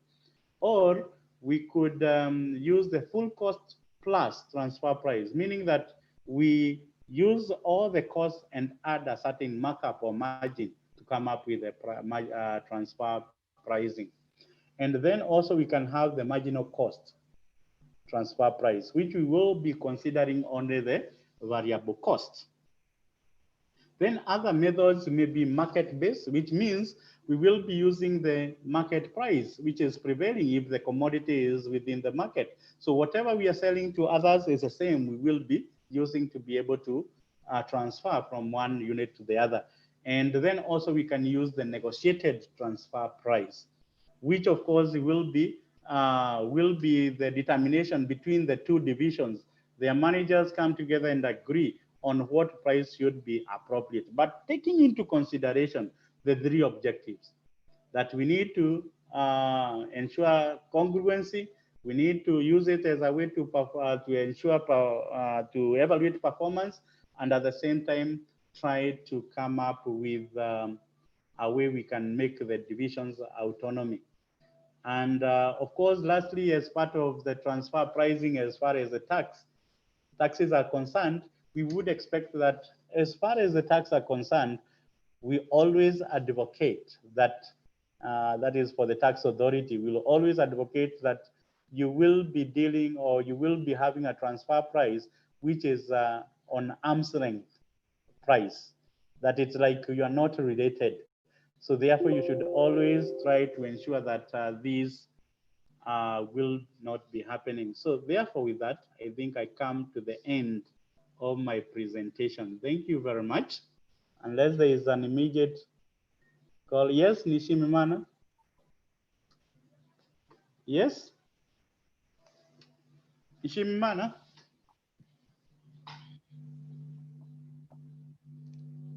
Hello? Yes? I'm just listening. Yes. I have You I are, have I have two questions. yes. The first question is we have seen the pricing strategies. Yes. So among the strategies you have told, the third is Mm. about the marginal markup on each limiting factor. Yes. So I want to rate the limiting factor where we come up with the product mix. So Mm. in the linear programming with that strategy, that pricing strategy I've mentioned, that's the Yes. first question. The second question is about the learning curve. Mm. So I want to know what are the possible solutions if at any given entity, Mm. so some staff or employees reach the steady states, what the possible solutions at that state. Okay. So the first question, can you please repeat it? What is the connection between? Between the strategies of pricing you have mentioned, which regards about the limiting factor, so and the other limiting factor we have seen, so where you come up with the product mix and the linear programming. Okay. Okay. Yes. So if I start with the second one, which is about learning curve or steady state, Yes. I think sometimes they may be, because of course we cannot expect you to be able uh, to continue improving forever. There is a certain where you get to the limit, and that's where you're talking about the steady state. I Yes. would expect that the steady state may not be a bad aspect. The only aspect which may come in is where now you find that you have reached a steady state, but now it starts going up again. Yeah, the curve tries now to go up because with age sometimes, and that's why we come up with the retirement age. Why? Yes. Because you're saying that there is a time you find yourself you can no longer be able to perform the way you are performing today. Because at Yes. that time we might expect that now, even if you have experience, but your age is limiting you and your productivity is starting becoming down, So and me, I'm therefore asking, I'm increasing. asking Yes, if that state comes before the the age reaches, what I is see. the I as a see. company, what is the right solutions to that I case? see. Of course, I said one, the steady state is not a bad position. The bad position is when the steady state is now starting moving in the opposite direction. Yes. Because of course, when you reach the maximum, you'll be performing. You'll still be performing. But when now you start declining the performance, that's where things will go wrong. And if you reach before the time that you are supposed maybe to retire, Yes. there are options. Because remember, that's why we carry out even performance appraisal, even for staff. What are we looking for? Are you performing as per expectation? And if you're not performing, what are the consequences? So of course, the different organization will come up with a different mechanism. But at the same time, if, for example, the first period you don't perform the second, then the company, of course, has strategies to be able to lay you off because Yes. maybe you don't meet their standards. And that's what I would expect. Yes. Then on the connection about the standard of limiting factor, production mix, and the linear And the pricing programming, strategy.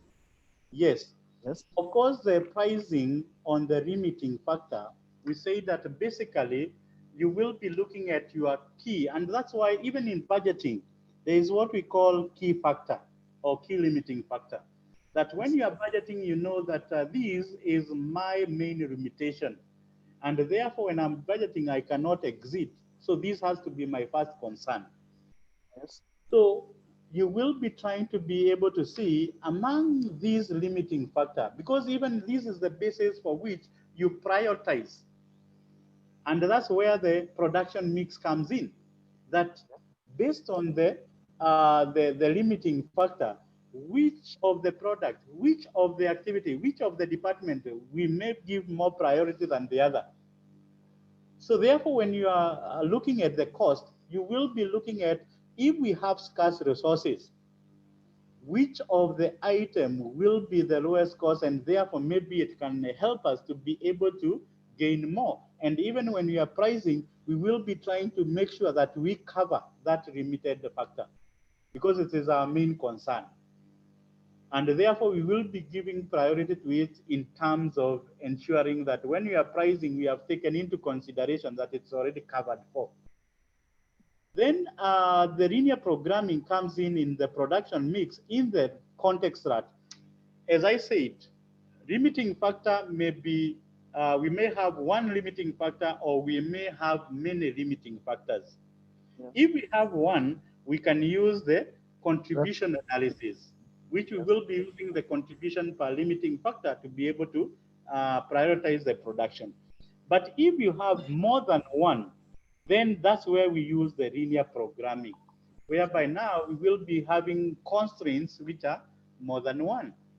So therefore, we will be having the constraints which you can have either graphical or using the simplex method.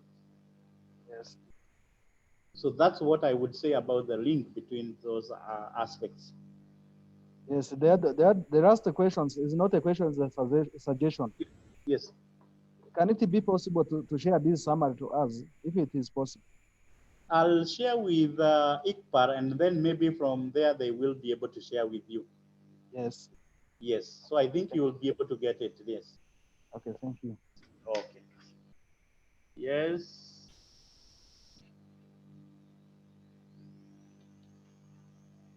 Yes, Pacific. Yes, Pacific. Pacific, can you hear me?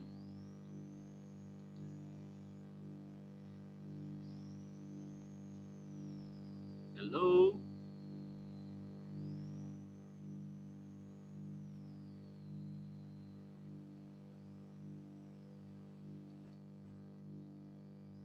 Yes, Pacific. Hello. Hello. Okay, it seems like we have lost Pacific. Then maybe back to Strato. Strato? Yes. Are you there? Yes.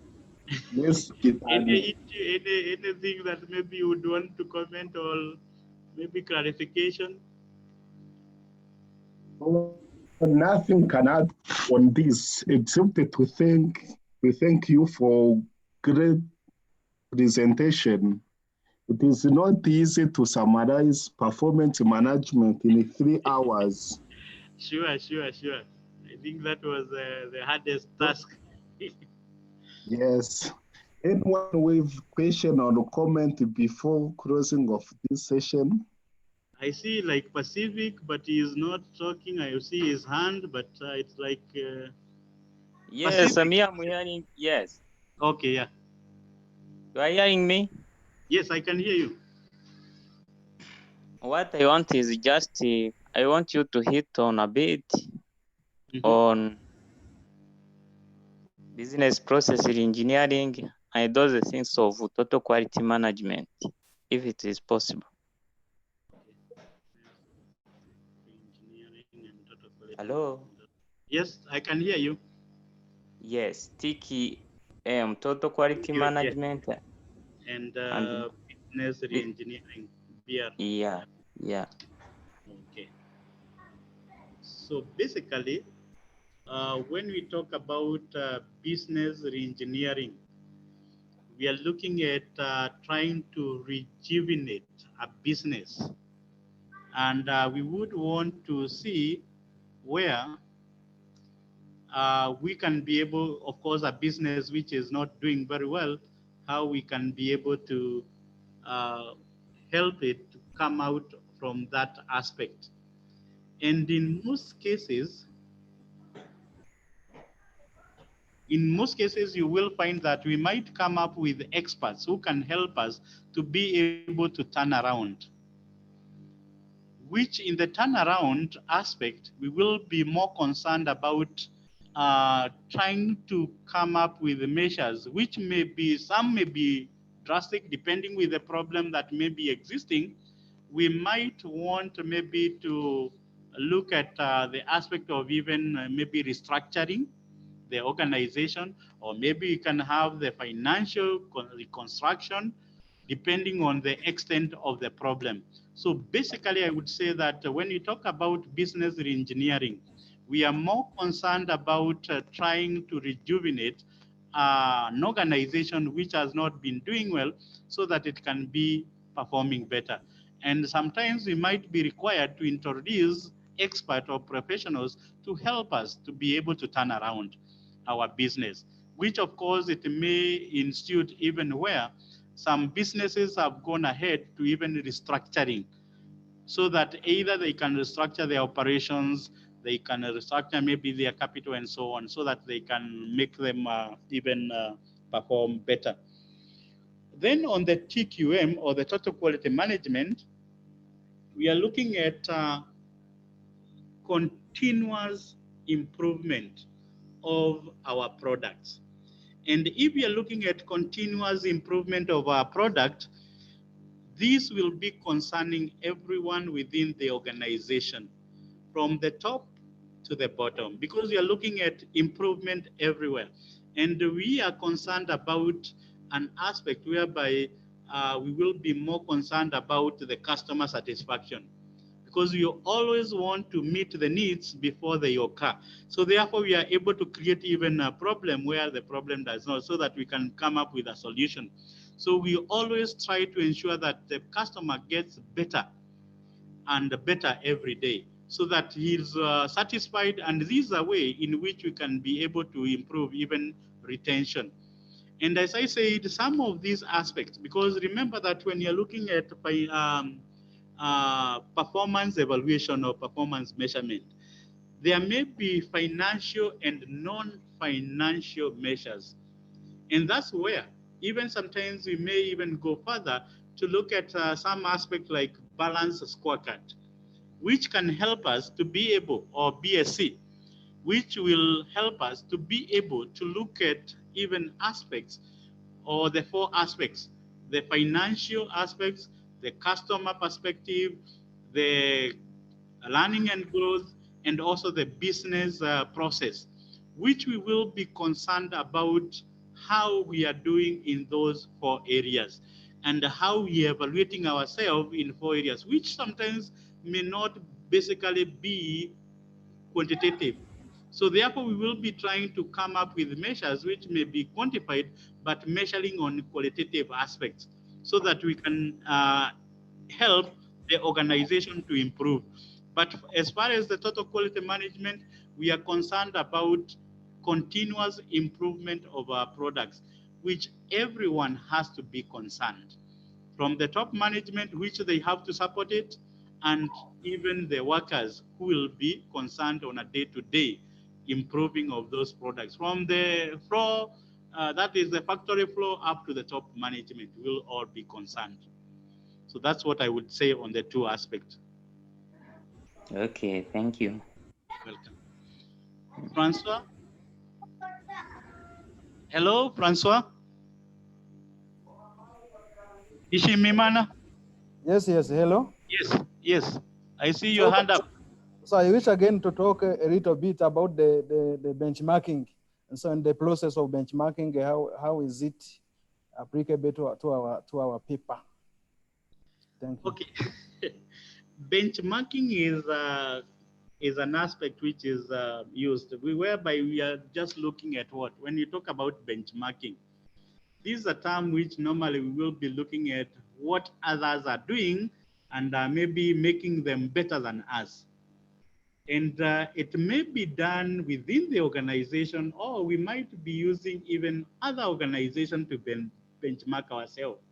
Within the organization, we may look at different divisions, and maybe one division seems to be doing better than the others. So therefore, we might want to be able to see what are they doing that maybe we are not doing. And that is where the benchmarking aspect will come in terms of trying to put up some standards based on performance of others to be able to improve our performance. So I would expect that any question which may be related, of course, will be trying to focus on that aspect, how we can be able to improve our performance based on trying to put standards based on others, how they are performing, which are better performing, of course, than us. Okay, Edward, thank you. Edward Daisabie, Edward, Edward, Daisabie, Edward. Edward, can you hear me? Yes, Edward. Daisabie. Seems like I'm not getting you. Daisabie, Edward. I think if there is nothing else, maybe we will be calling it off. Daisabie? I think I'm not getting you. Hello? Oh, thank you so much, Okay. George, for good presentation. And thank you so much for all the participants for this time taken to go through this presentation. And I hope you get the sufficient package to be able to pass December 2020 exam. Yeah. Thank you so much. Thank you very much. And thank you also for the participants. Thank you for your contribution, also the questions also. And thank you, Sato, for organizing this. I think it was a good experience. Thank you very much. Thank you. Okay.